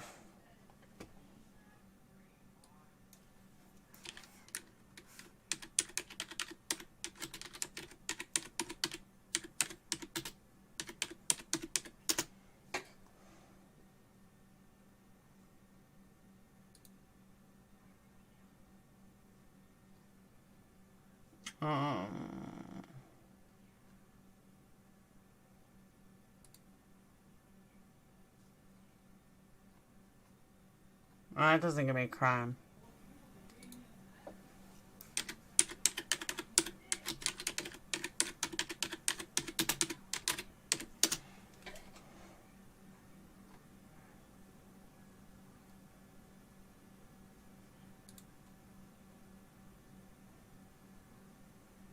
Read Rocco's comment. Did you get a story out of text of the 13-year-old? Yes, I did. Horrible.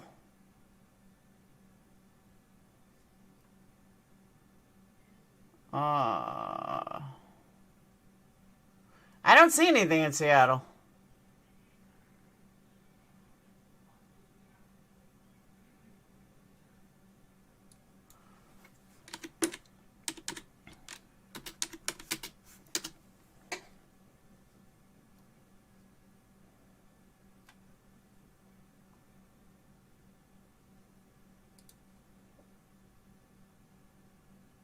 Hey, Christy. I'm not seeing anything in Minneapolis either.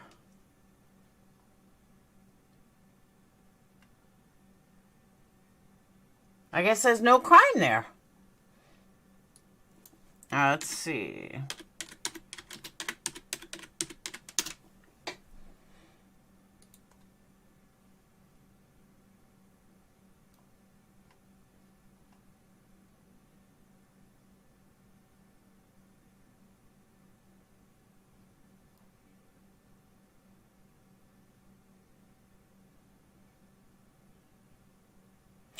Virginia sheriff deputies shot and killed a 36-year-old woman armed with a knife after responding to a domestic incident in Virginia.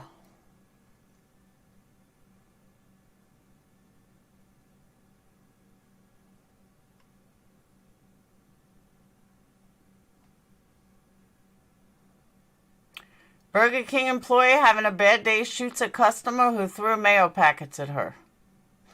A Florida Burger King employee was arrested Thursday after she allegedly fired a gun at a customer after a dispute at the drive-thru window.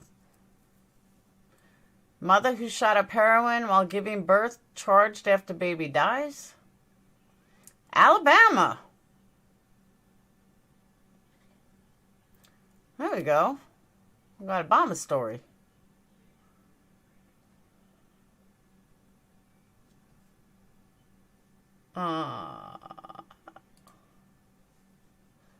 Mother shot up heroin while giving birth. Charged after baby died. This is in March. Injecting herself with a large amount of heroin while she was giving birth resulted in the baby's death. Prosecutors charged her with chemical endangerment of a child. She admitted, she's in Mobile County. She admitted that when she felt the labor pains and felt the child breaching, she did self-administer a large dose of heroin, indicating the drug use was an attempt to self-medicate for the pain. The baby girl was struggling to breathe. Thank you, Carson. I just heard more of your psychos. Oh, did you? Sounds like someone with serious mental health. Her voice is creepy. Just listening gives it a bad vibe. I should play it before we go out. The baby girl was struggling to breathe, and she and Malpit. That's sad. Crazy. They're living in your home? Hey, Crafty. Crafty, I still owe you an email.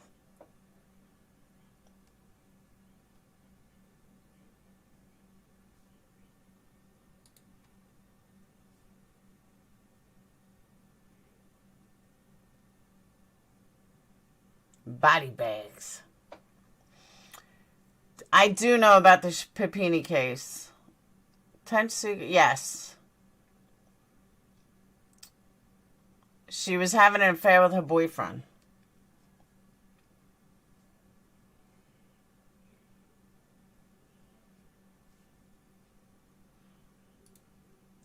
Should I listen to Psycho before I shut down? Is it that bad? I heard about it. Is it that bad, Carson?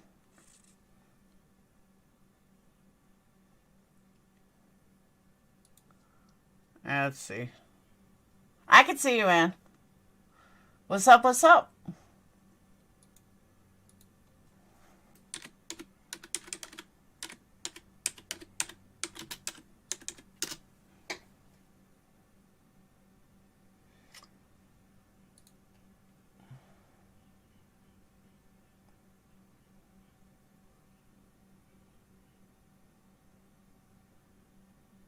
Why does she always use my mugshot? Alright, let's listen to Psycho. Hold on.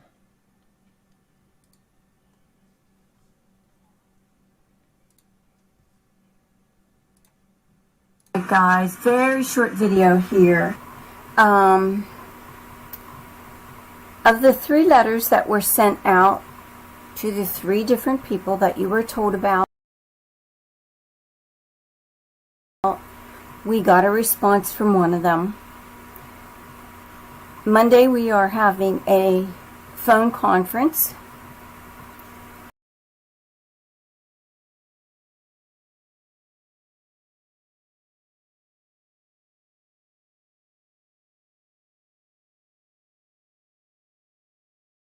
And we'll see what happens. I know I said I wasn't going to tell you much, and that's about all I can tell you. I am going to tell you this. I'm getting some really nasty threats. I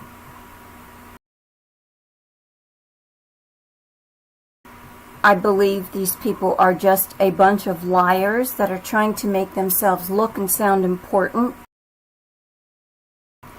You can't serve someone papers, number one, that hasn't done anything wrong.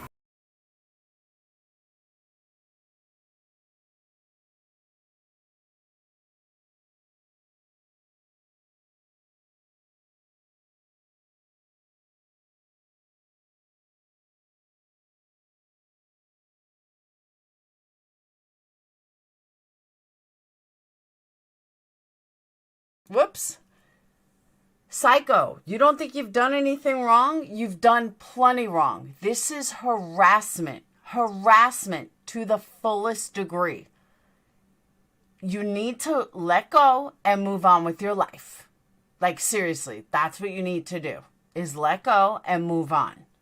And then you won't get papers, but obviously you're not stopping. You have to do a pretty bad crime before you're served papers. Number two, they keep calling me an old lady. So if they're really following me, they would know that I'm not an old lady. And number three, if they really knew where I was at and were following me, they would know I wasn't an old lady. That tells me they don't know where I'm at. They couldn't. Some people do not consider 69 years old. Some people don't consider that an old lady. Some people do, depending on who's saying it. But yes, Psycho, I know where you live. I know everything about you. I know your children. I know your children's names. I know everything about you. And yes, it's you. So stop the lies. That's what makes you psychotic. Possibly know where I'm at, and they couldn't possibly be following me. So, because this is happening.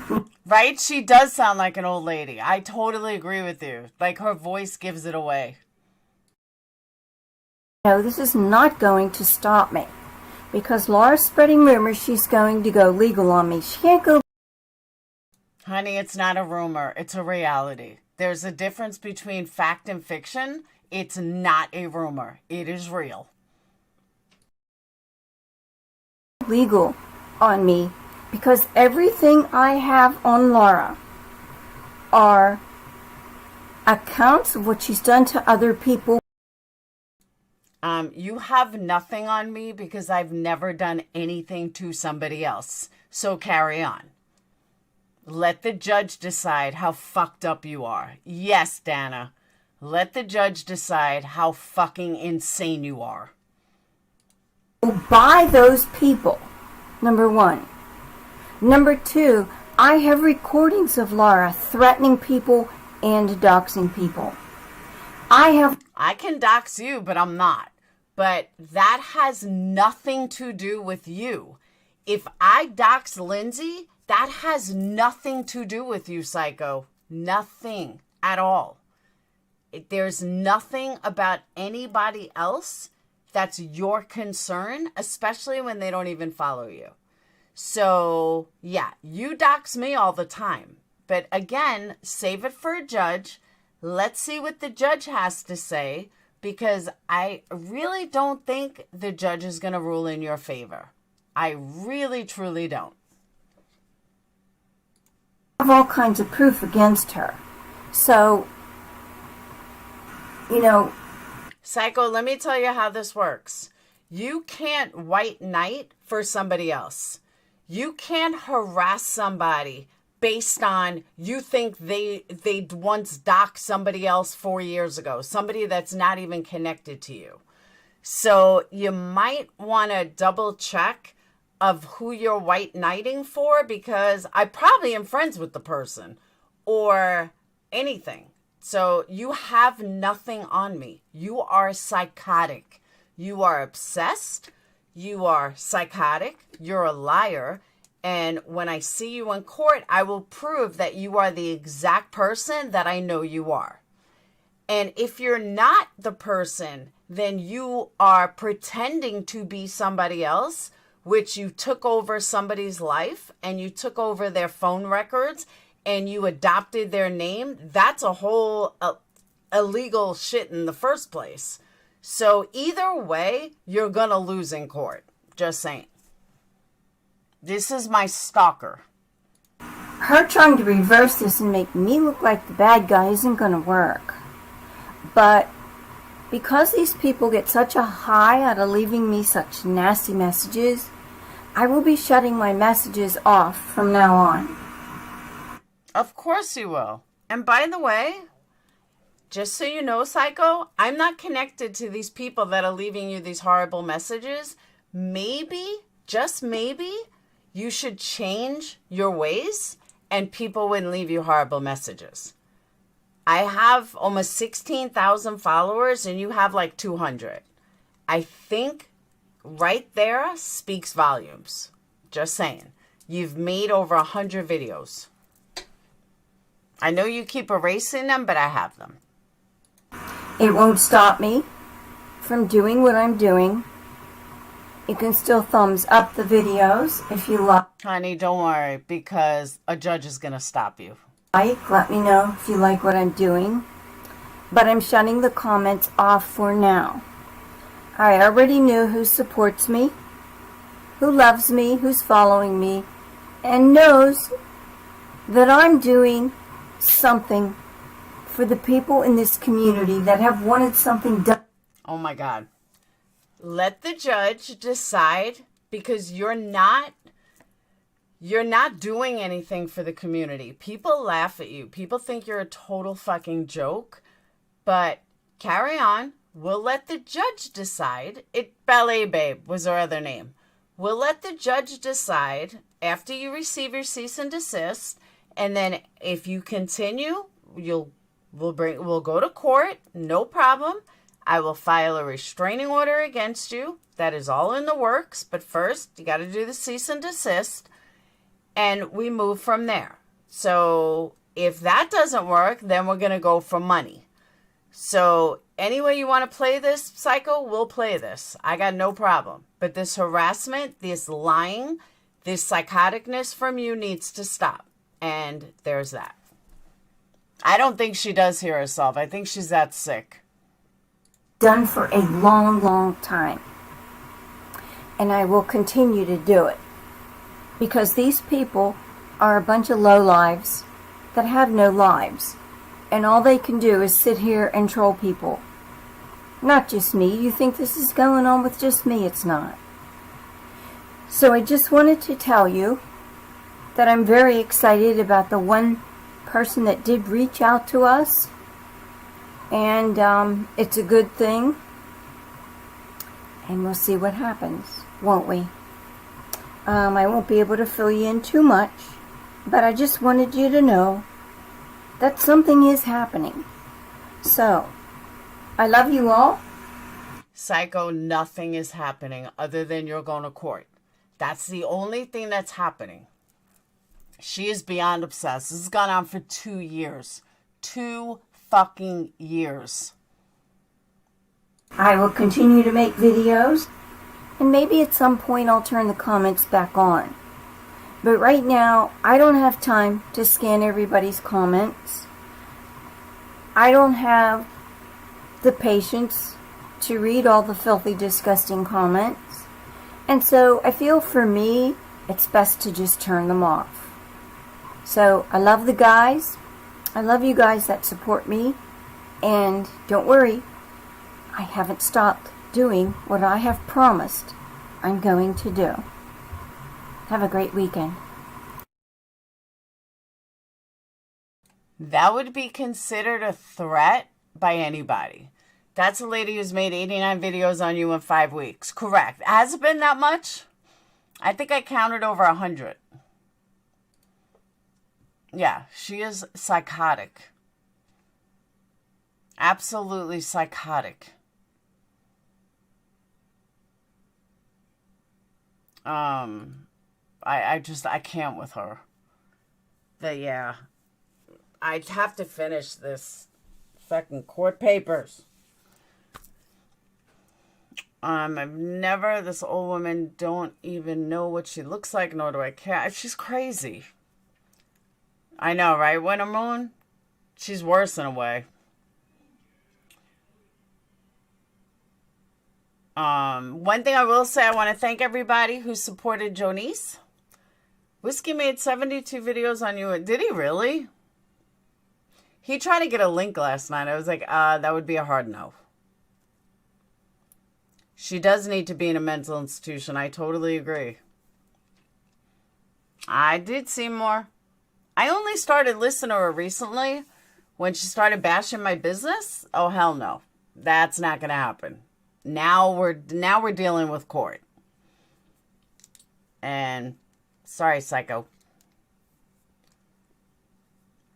Oh, I don't even want to watch the one about Jonice. I really don't. Tinker, I ignore him. I absolutely ignore him. It's the point where that's Carson. That's why I said the only way to handle her is court. But there's certain like pathways you have to do. Like first you have to do a cease and desist. Then you have to figure out if you're going for monetary gain or if you're going to, if you want to just handle a restraining order. I know why Vanessa didn't go for money. And it's the same reason I'm not going for money. And I'm just going to have to go for a restraining order. And I don't even understand why it's the way it is the other way. If you go for money, but you have no choice. So I'm not going for money with her. I'm going for a restraining order. What did Alicia do to Jonice? She struck her. Which reminds me, I gotta give Jonice the paperwork to fight it. All she needs to find out. I totally agree, D. Totally agree. And not only did she do that, she was like so excited about striking her. She was very proud of it.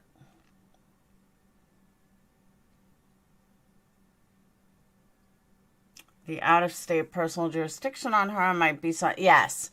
The problem is, Carson, which is, I mean, I guess it doesn't matter. I'm not ignoring you, Lindsay. I guess it doesn't matter now since it's already in the works. But if you go for monetary value, you have to do it in their state. If you go for a restraining order, it's done in your state. That's why I'm not going for money. I'm not traveling to Florida to fight her. Fuck her. Let her come to me. That's why. 2 years, Vanessa. 2 fucking years this bitch won't stop.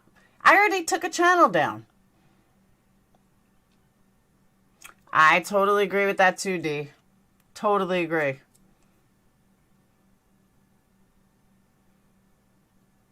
They both do. They're both fucking psychotic. Yeah, isn't that crazy though? Who is Nomi? I cannot see Nomi. So whoever it is, just block them. Because I can't see him anyway.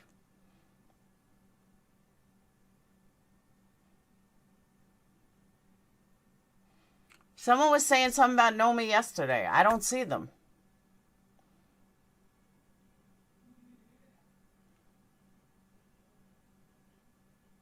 I totally agree, Vanessa. 100% agree.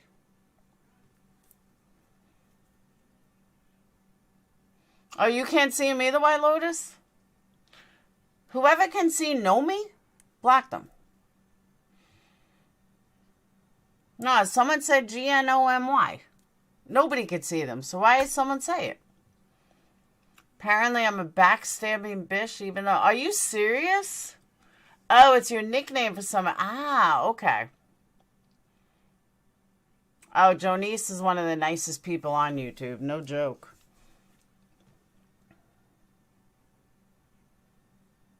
And she's not fake at all.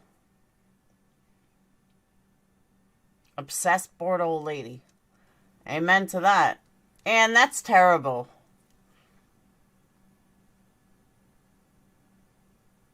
I'm sorry that somebody said that. You're not a backstabbing bitch. Oh, I agree, Hounds. I've been friends with Jonice a long time.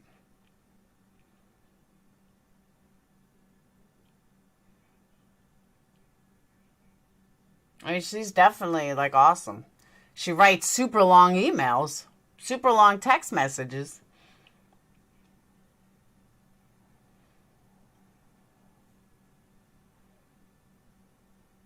That's true, Kim. Good point. Lindsay wanted me to check this fucking DM for like 2 hours. Although I did see it.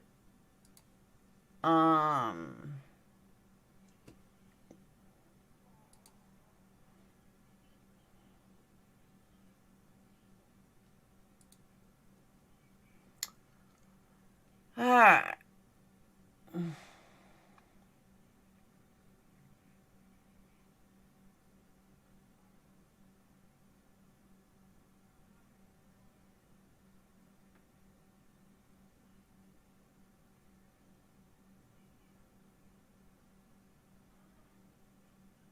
Hold on.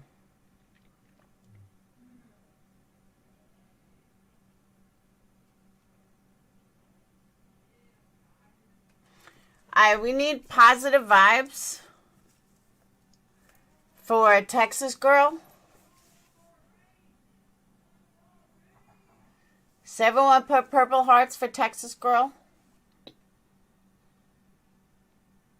I don't know if I could say what happened, but she just needs purple hearts.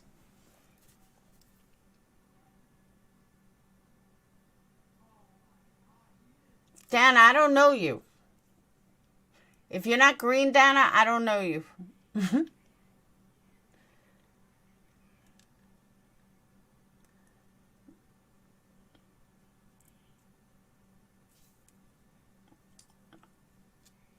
Last night? No shit, Ann? Yeah, I don't watch Alicia. I don't know what happened. I mean, I know she was running a mouth, but that's about all I know. Hey, Kathy. You're up late. You probably just got off of work.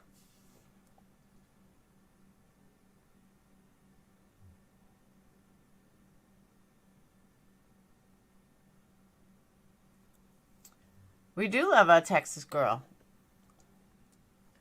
I will agree with that. Look at all those purple hearts. I don't even think I get that many purple hearts. I also want to thank everybody for all the orders, for the candle orders. Let me put it up there. I'm waiting on the sunflower, so don't think I forgot about it. Unless you want another scent, I can get them out Monday, but Monday I should get the sunflower scent in. So I don't want anyone to think I'm like slacking. That's the candle.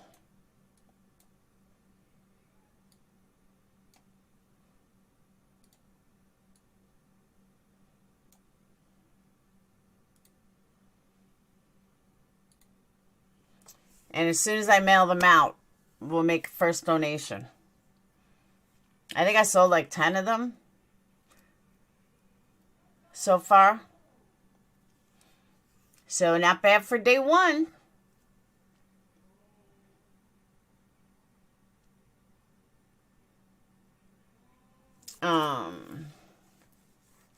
And remember, you buy one, 75% goes to the Ukraine. 75% of the profits go to Ukraine.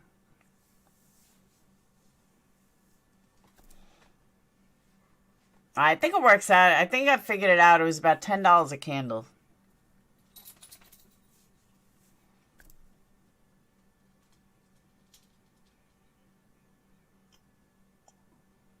Candles selling for $25. It's actually even more than it's actually even more than $75. because I want it to be an even number. Yeah, through Ashton and Mila. If it wasn't for my birds, I would get one. Ah, thank you. I'd show you one live in person, but my camera's not working on this. So, like I said, I'm just waiting for the sunflower scent to come in. I made a couple of others with a different scent, which smell really good. But, alright guys, speaking of, I'm going to get off. I'm actually going to go make some candles. I have some other orders I got to complete. Oh, and you want a link? Alright, I could do that before I get off. I got to set up StreamYards again. Hold on.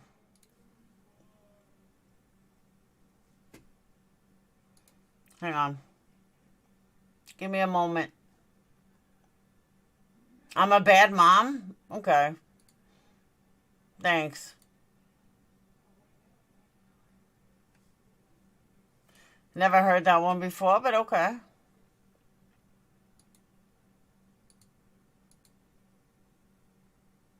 Pretty sure my kids would disagree with that, but... Whoop! Oh, shit. What happened? Hold on. Uh-oh. I'm coming. I just shut down my whole damn screen.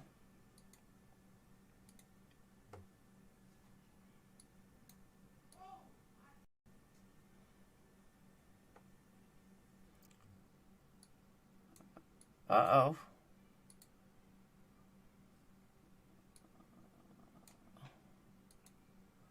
Uh-huh. I literally just shut down my entire screen. And now it's not working. Good thing I could see chat over here. I'd be screwed. I'm getting a link. Chill, people.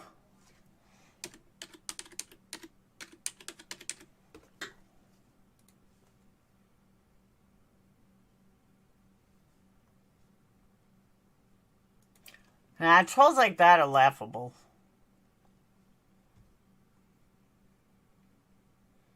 Alright.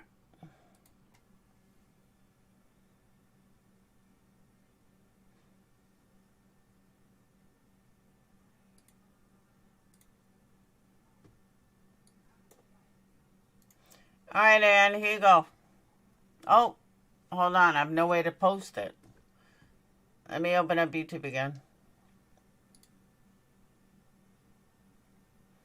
Oh my God, what is wrong?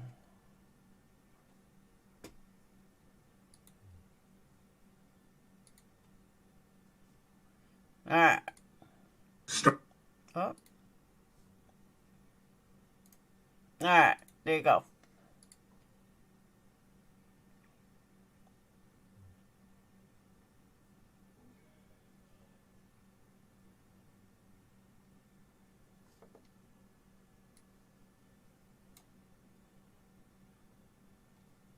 Yep.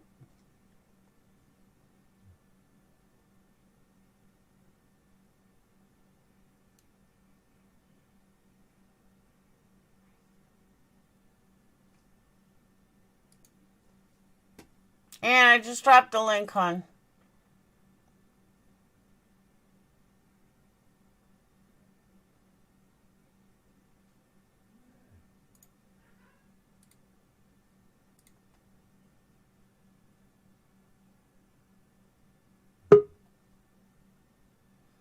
Do you want camera on or off?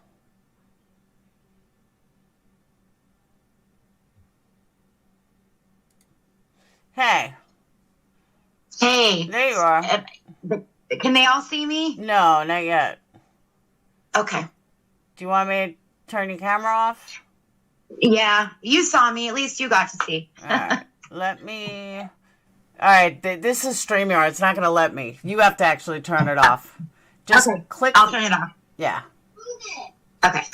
All right, there you go. Okay, so everyone can hear me? Yep. Let me Okay. Sorry, hold on. Let me just share screen now. I'm chatting with Laura, so just be quiet for a sec, okay, honey? Like Grandma Top, okay? 2 seconds. All right, what happened? Okay, so last night I came into your chat, Okay. and you had a bunch of different people on panel, and I don't know of those people, so I was hearing what was going on, and then Jonathan, I noticed, was in there, and he's like, hey, did you leave Alicia's chat tonight too? And I was like, what? I didn't even know there was an issue at that moment. I'm like, no, I just got here.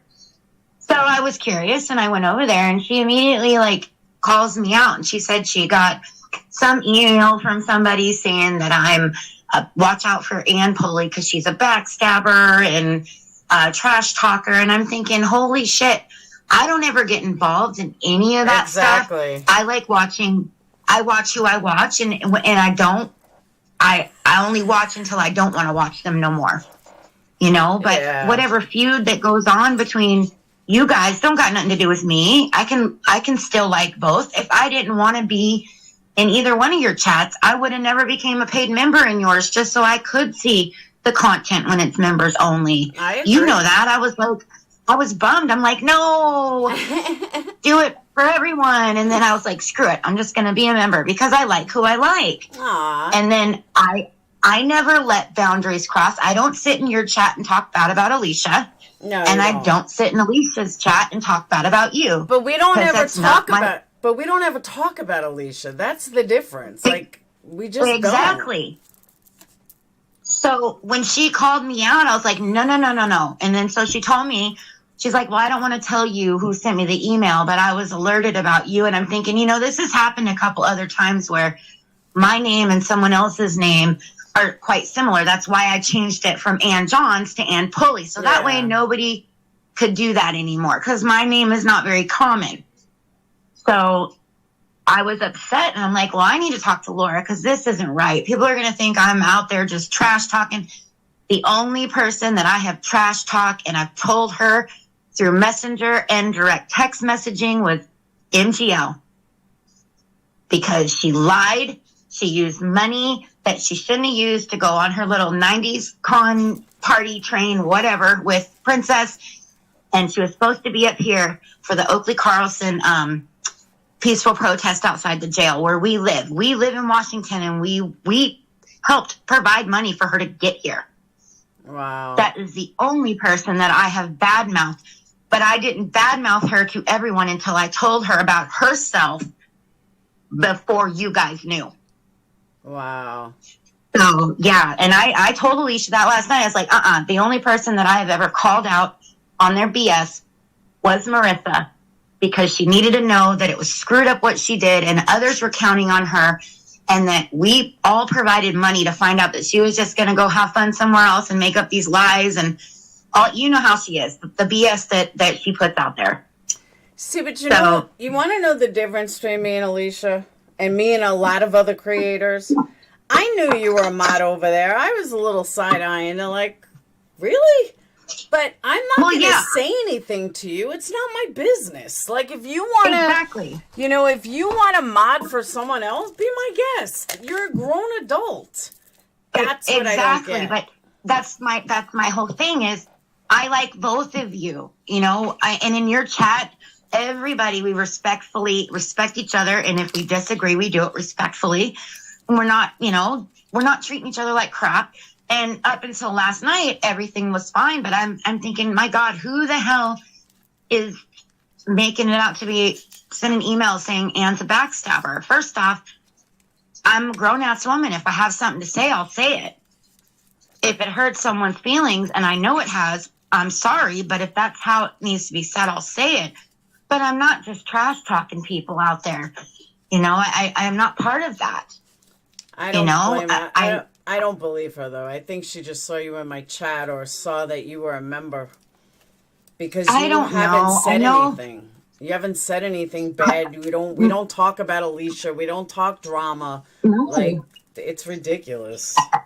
And most times, if something like, even when you're in a chat and let's say the discussion is something that you don't agree upon or you don't like the person that's up on panel, most times you'll just see me leave. I'll just say, okay, guys, I'm going to bed. Yep. You know, because I'm not going to go, oh, I don't like you. You're a ratchet ass, whatever. Why are you on panel? Oh, I'm not going to watch no more. You know, because that's not my place to. That's not my channel. I'm just there to view. And if I don't like it, I can exit right, you know? Yeah, I agree. So it just kind of floored me. I mean, I'm like, I hadn't even been on for a couple of days. Yeah. So it was shocking to walk back into that, you know? And it was like, I know I didn't say nothing bad. I came in, saw what was going on. Jonathan made a statement that I was like, this is odd. What the hell happened? Yeah. You know? And that was it. I left, went over there. She called me out. I spoke what I spoke and said, no, I want to know who it is. She goes, well, I don't want to start drama. I'm like, well, that's not right for people to be stirring the pot. You know, I'm not a wooden spoon stirrer. I don't dig that. Like, y'all can have your bedazzled wooden spoons all you want, but I'm good. But that's I'm the neutral. thing. I don't. I'm Switzerland. Like, I don't ever fucking talk about her. That's what she doesn't get. And I did say that. I said, you know, that doesn't go on in Laura's chat. I'm not part of whatever issues you guys have had in the past.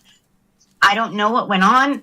I mean, I've been around for about 4 years now on YouTube, but I don't put content out. I haven't made videos. I just people watch. I surf around. I watch paranormal shit all the way to crime stuff, to drama stuff, to birth videos of animals having babies with my granddaughter. You know, we just surf YouTube. And then at night when I'm by myself and the kids are asleep, I watch the things I want to watch, you know, adult chat like you guys. So it just floored me. And I'm thinking, my God, who else is being told that Anne's a backstabber? Because if I said it, I'll own up and say, yeah, I said it. But I don't want to be accused of some bullshit, especially with the you know, the drama in the community is crazy right now. And I'm not in it. I don't want to be associated with that crap. Hold on. Someone said AC was reading Laura's chat last night and saw Anne in there. That's all she needed to get bent. That makes sense. Well, Jonathan was in there too, but apparently Jonathan and her had an argument or a disagreement or what have you when her live started. I don't know why. I didn't catch the reason why. I don't even know the person, Jonice, I think is who you had on panel. Yes. I don't know who she is. I've never watched any of her content, so I don't know what that was about. So that's why I was like, well, I have nothing to do with that. No. I don't even know who that person is. Jonathan just did not like the way she handled it. And Jonathan did not like that she struck somebody with cancer. Like, there was somebody... I'm going to play it tomorrow. I don't have enough time to do it tonight. On my end of that, Laura, I hadn't seen any of that. You know what I mean? Like, I wasn't even on there to know that because he asked me, did you hear about that? Did you leave hers too? And like I said, I was taken aback by what did I miss? What happened? Because I didn't know. And honestly didn't even know who that person was. I know when I saw Tiffany Marie, I knew that's her. But I didn't know who that other person was because I've never watched anything that she's put out. Yeah. So when he asked me that, I was like, no, because I don't even know who that is. So it floored me. I just wanted to make my peace and make it clear that no, I am not a backstabber to either one of you. I have not spoke ill of anybody other than Molly Golightly. And she knows it because I told her to herself before I let everybody on YouTube know how I felt. Ouija B says, Anne, please do not worry about this. Personally, I don't think it's right. You were called out publicly like that, and that it upset you. And I agree with that. That's why I would never do it.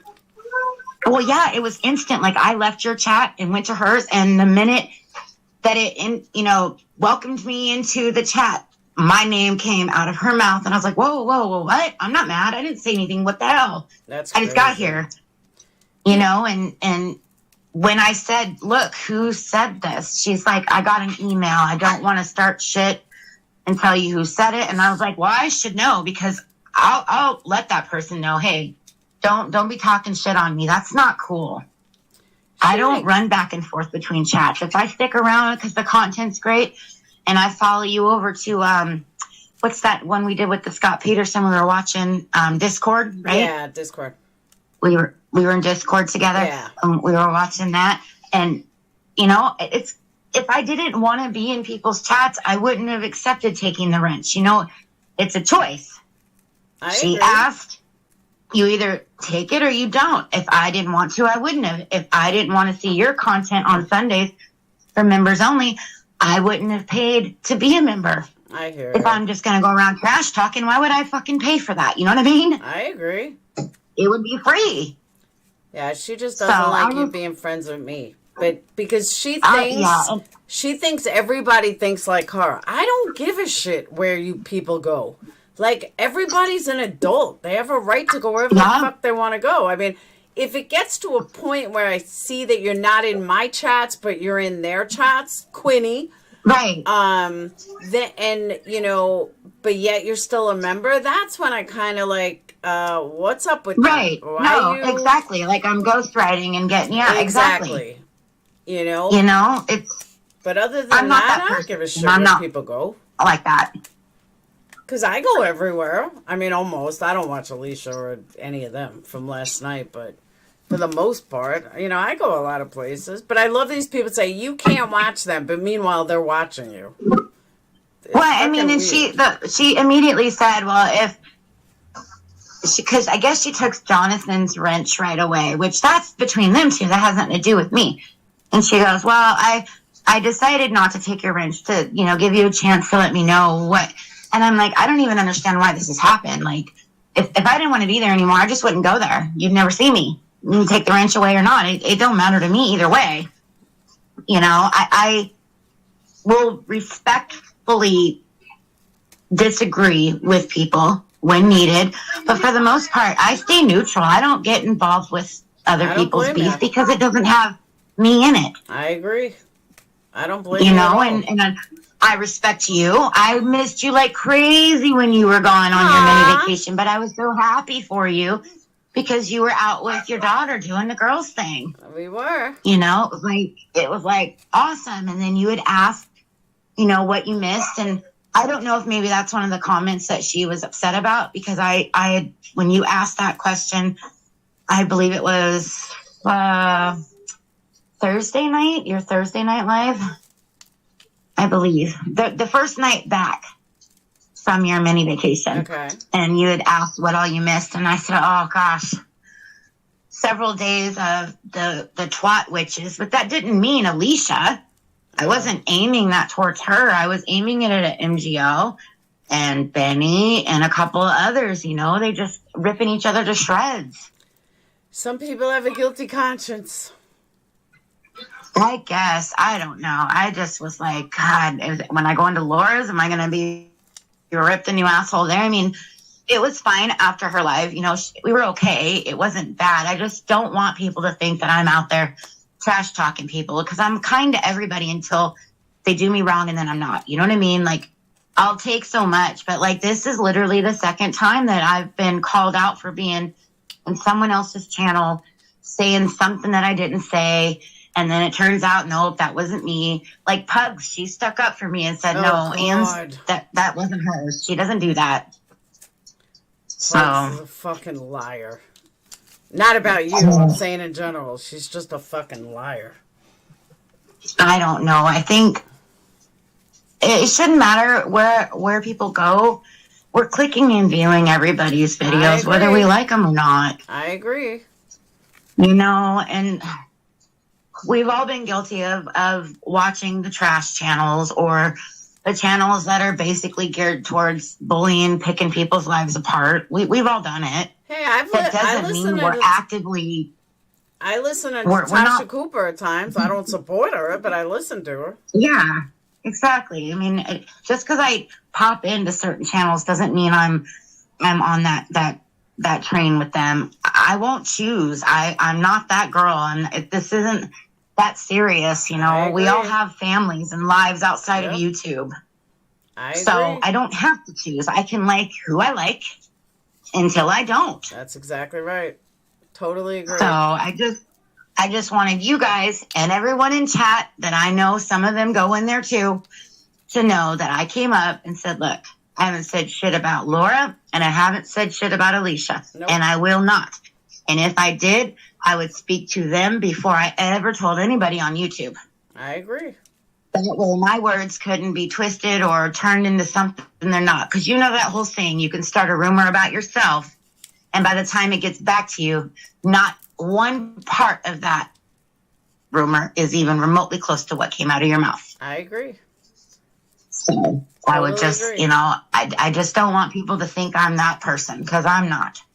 The only asshole I called out was Molly Golightly, and she deserved it, and I will stand by what I said. I will never, ever watch another thing that she puts out. I will never donate a dime to anything she ever asked for. And karma will get her when time is due, because she is not a good person. I agree with that. She is not. What and happened? She calls people trailer trash. She acts like trailer trash. She is trailer You trash. don't treat people like that and then expect people to throw out the red carpet for your washed up ass. Oh, but she does. No, not to me no more. That was it. What happened? That was it. Well, she was supposed to be here with Justice and Enzi. Enzi was going to come up on a Greyhound on February 25th. And me and my husband were going to go down to the Greyhound station in Tacoma and pick her up and take her to her wherever motel she was booked for. Okay. And that never happened. She got COVID, which is understandable. Fine, you got COVID. But since when does Marissa never go anywhere by herself? She always flies and travels alone. She never takes anybody with her. She might meet up with them, but normally she's going across the Atlantic to go on vacation by herself. Yeah, she always goes by herself. So that was confusing when she said, well, Justice can't come now. Something came up and the weather here is bad, so I'm going to reschedule for March 12th. Okay, that's fine. Great. March 12th. It's no big deal. At least you're still coming. Mind you, lots of people have donated at this point for getting her to Washington State to help with the peaceful protests for Oakley Carlson. Okay. So here it is 2 days before March 12th, and we find out she's going to 90s Con with Princess that she says she's had tickets for the last couple of weeks. Oh, so you think she got money for the night for Oakley and used it for 90s Con? 100% no, that's what she did. Wow. Because why would you tell people you were coming March 12th and turn around and say you bought these tickets weeks ago? Are you kidding me? No, you did not. And if you did, it was with the money that was donated because you had planned to come here. Wow. So her and her lies and the poor me and this and that, I'm done. I don't know what type of human does that, but these people reached out, the Oakley Carlson Facebook group. Jordan even went up on panel to talk to her, one of the admins that run that page, to let her know what was going on, give her the dates, let us all know where it is. And, you know, it's only an hour and 15 minutes from our house. So that, I mean, my husband took the day off, Laura. Wow. He took the day off to go with me for this peaceful protest outside of the jail. And then Marissa goes and does this. It's like, what type of human does that? Wow. And then what type of friend she makes this big old mockery of, oh my God, Princess is dying. And if he doesn't stop drinking and then goes and they get hammered and then she trash talks them while he's resting. Yep. Who does that? Who does that? That's what I've told her supporters. You'll see what she's about. No, that is not the type of company that Ann keeps at all. I'm sorry. No. I told all of them. I told her supporters, I'm like, just sit back and watch. You guys think I'm wrong? You guys think I'm crazy?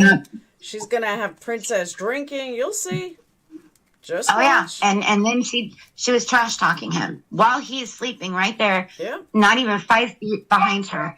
And then wonders why he's so upset. That's Marissa. It's like you're supposedly his best friend. I mean, hello. Well, but then it's all fun and games after that, you know. He's like, it did kind of hurt my feelings, but I know you don't mean it like that, and you love me, and I'm thinking, wow, what is going on here? It's like, does he not have no one else to turn to? Because there's got to be someone else that would care and give more of a shit than she does. Because this is just like, I can't watch the shit show. I can't. I agree. So that's the only person that I have officially on YouTube talked shit on, but she already knew how I felt. So it wouldn't have been a secret to her if someone told her. Even though she'll act like, oh my God, I didn't know that. Are you kidding? Let me tell you about yourself. No, bitch. You've been told about yourself, and it hurts when you look in the mirror. Yeah, she's too narcissistic or histrionic, whatever. Yeah. It's something, but I really think that second house, though, is for Jake and Adrian. I just think it's a living arrangement right now. Because you can't be sticking the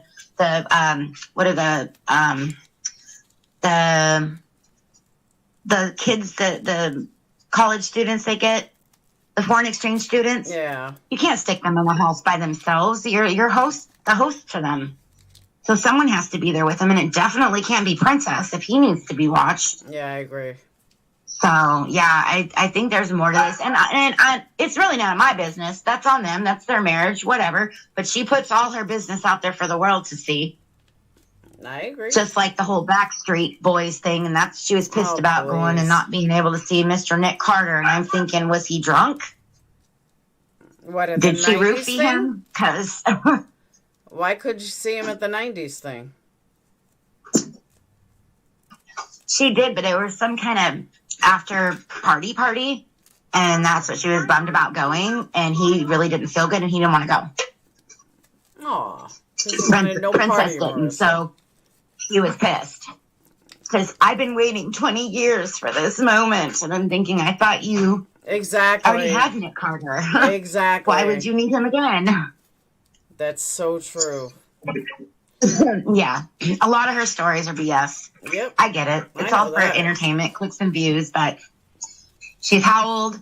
I mean, I'm 45, and she's what, 2 years older than me, I think? 46 or 47? 47. So, yeah, you'd think that she would be a little more classy and adult. Nope. But no. No, Big Juicy wants to make a big old appearance. Yep, I agree. And it's all about who she knows and who she's met. And I'm like, well, you did pay $25 to get that Neve Campbell autograph to go to 90s Con, didn't you? Yeah, I don't. So, good for you. I don't even believe she's met half these people, because I have. And I don't, but the way she talks about them, I don't believe she's met them. I really don't. Yeah, I don't know. And if she did, good. She met them. Fantastic. Great. She met them because she tracked them down. She didn't meet them because she was at somewhere where they were. That's the difference. Right, or paid that extremely high price ticket for the whole meet and greet. Exactly. That's how she met them. Yeah. Exactly. I don't know. But I wanted to clear the air and let you know and let everybody know that I haven't trash talked you, nor do I want to. And I definitely didn't trash talk Alicia. I never thought you did trash talk. Well, I'm sure it'll get twisted. I'm sure you're being clipped and all that right now. You know how it works. No, I don't care. They take out old parts they want and then they put it back together to make it sound like I called someone this horrible thing. They've been doing that to me for 2 years. Ask me if I care. Nope. Yeah. Well, I mean, with this being the second time, I figured, you know what, I need to go up there and just say what I got to say, because normally I just sit back and I'm like, who is it? Why are they doing this? But it was like, you know what, before this goes any further, let me just say what I feel. No, I get it. They'll either take it or leave it. I get it. But I do have to get off here because it's already midnight and I still have to do first half of these candles. So. Oh, no. And thank you for dropping the link last minute. I greatly appreciate it. You're very welcome. And everyone who listens.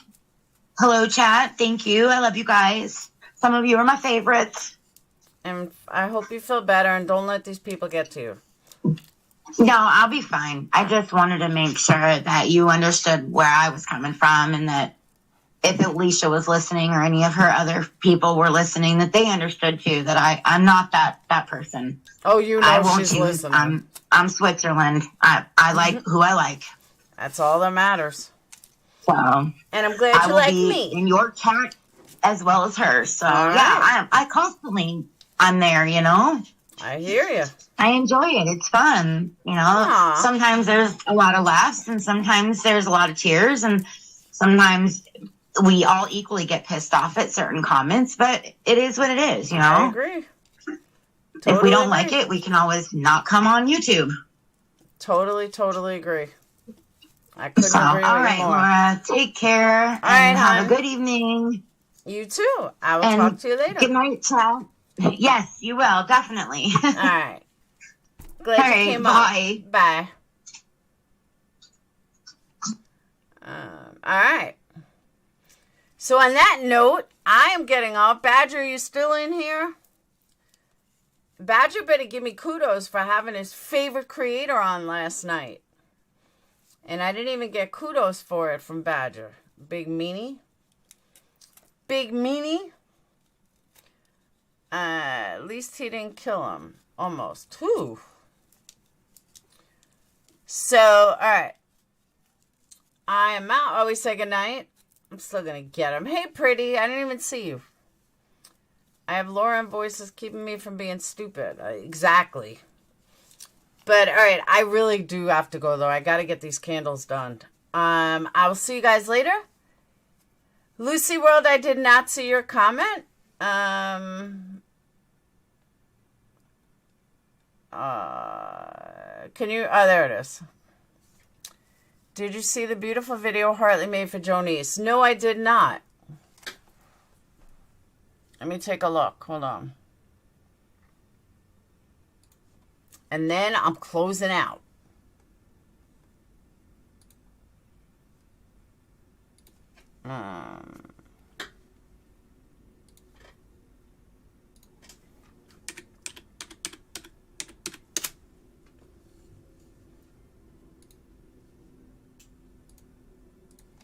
All right.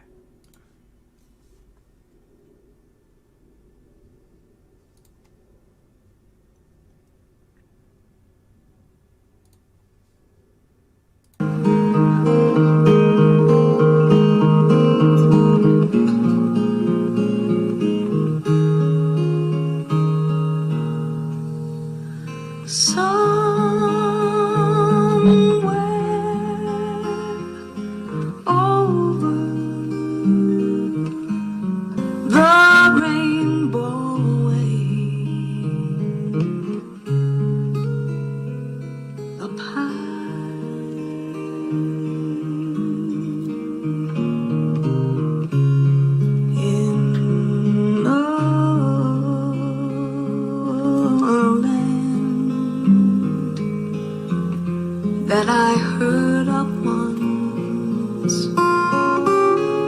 once in a lullaby.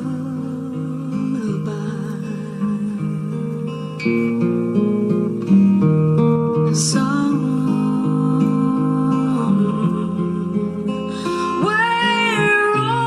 over the rainbow skies, a blue wind, the dreams that you dare to dream really do come true. Someday I'll wish upon a star and wake up where the clouds are far behind me.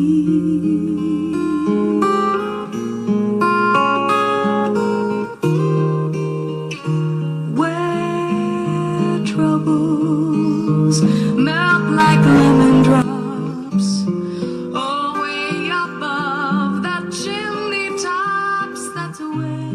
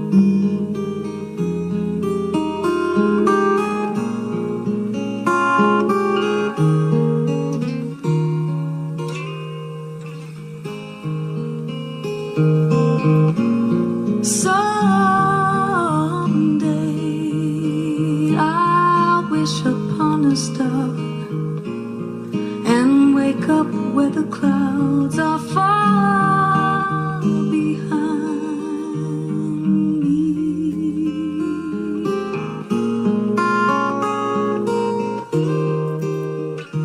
Where troubles melt like lemon drops, oh, way above the chimney tops, that's where you'll find me.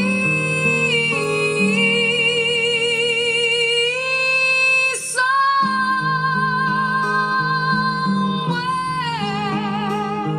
over the rainbow,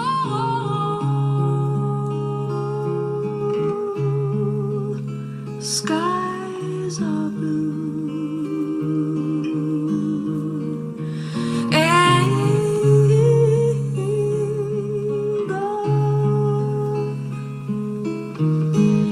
dreams that you dare to dream really do come true. If happy little bluebirds fly above the rainbow wide, oh, why can't I?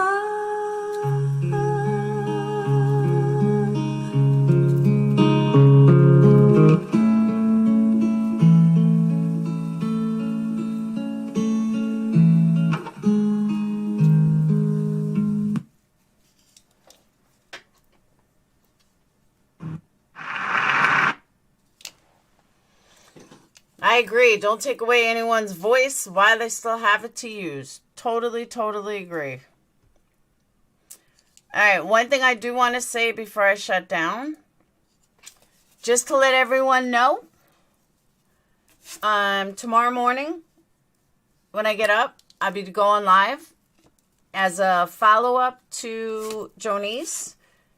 Some of you guys are going to be pretty surprised that the person I thanked, don't hate me for it. I don't know her, but I want to give a shout out to, what's the name?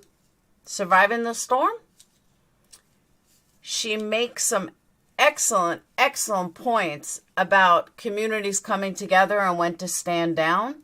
And I do have to give her a shout out for that. And the reason why I'm even bringing it up, because it kind of reminded me of Hartley, and Hartley making that video for Jonice. So tomorrow morning, before 12, expect a video. Expect a live. So that's it. I will talk to you guys later. Have a wonderful night.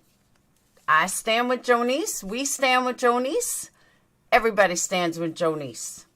But Surviving the Storm, it said some really, really nice stuff in a video that she made today. I think I was listening to it earlier, and she really did. I don't know the woman, but I was very surprised at how good it was.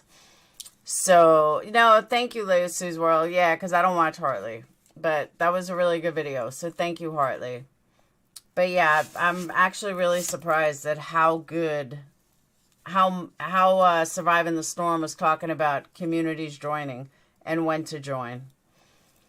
And when you got to stand down. So, on that note, I will see you guys later. I'll see you guys tomorrow. Have a wonderful night. Peace out. Thank you guys for Super Chat, PayPals, candle sales, and everything in between. All right? I will see you guys later. I'll see you in the morning. Peace.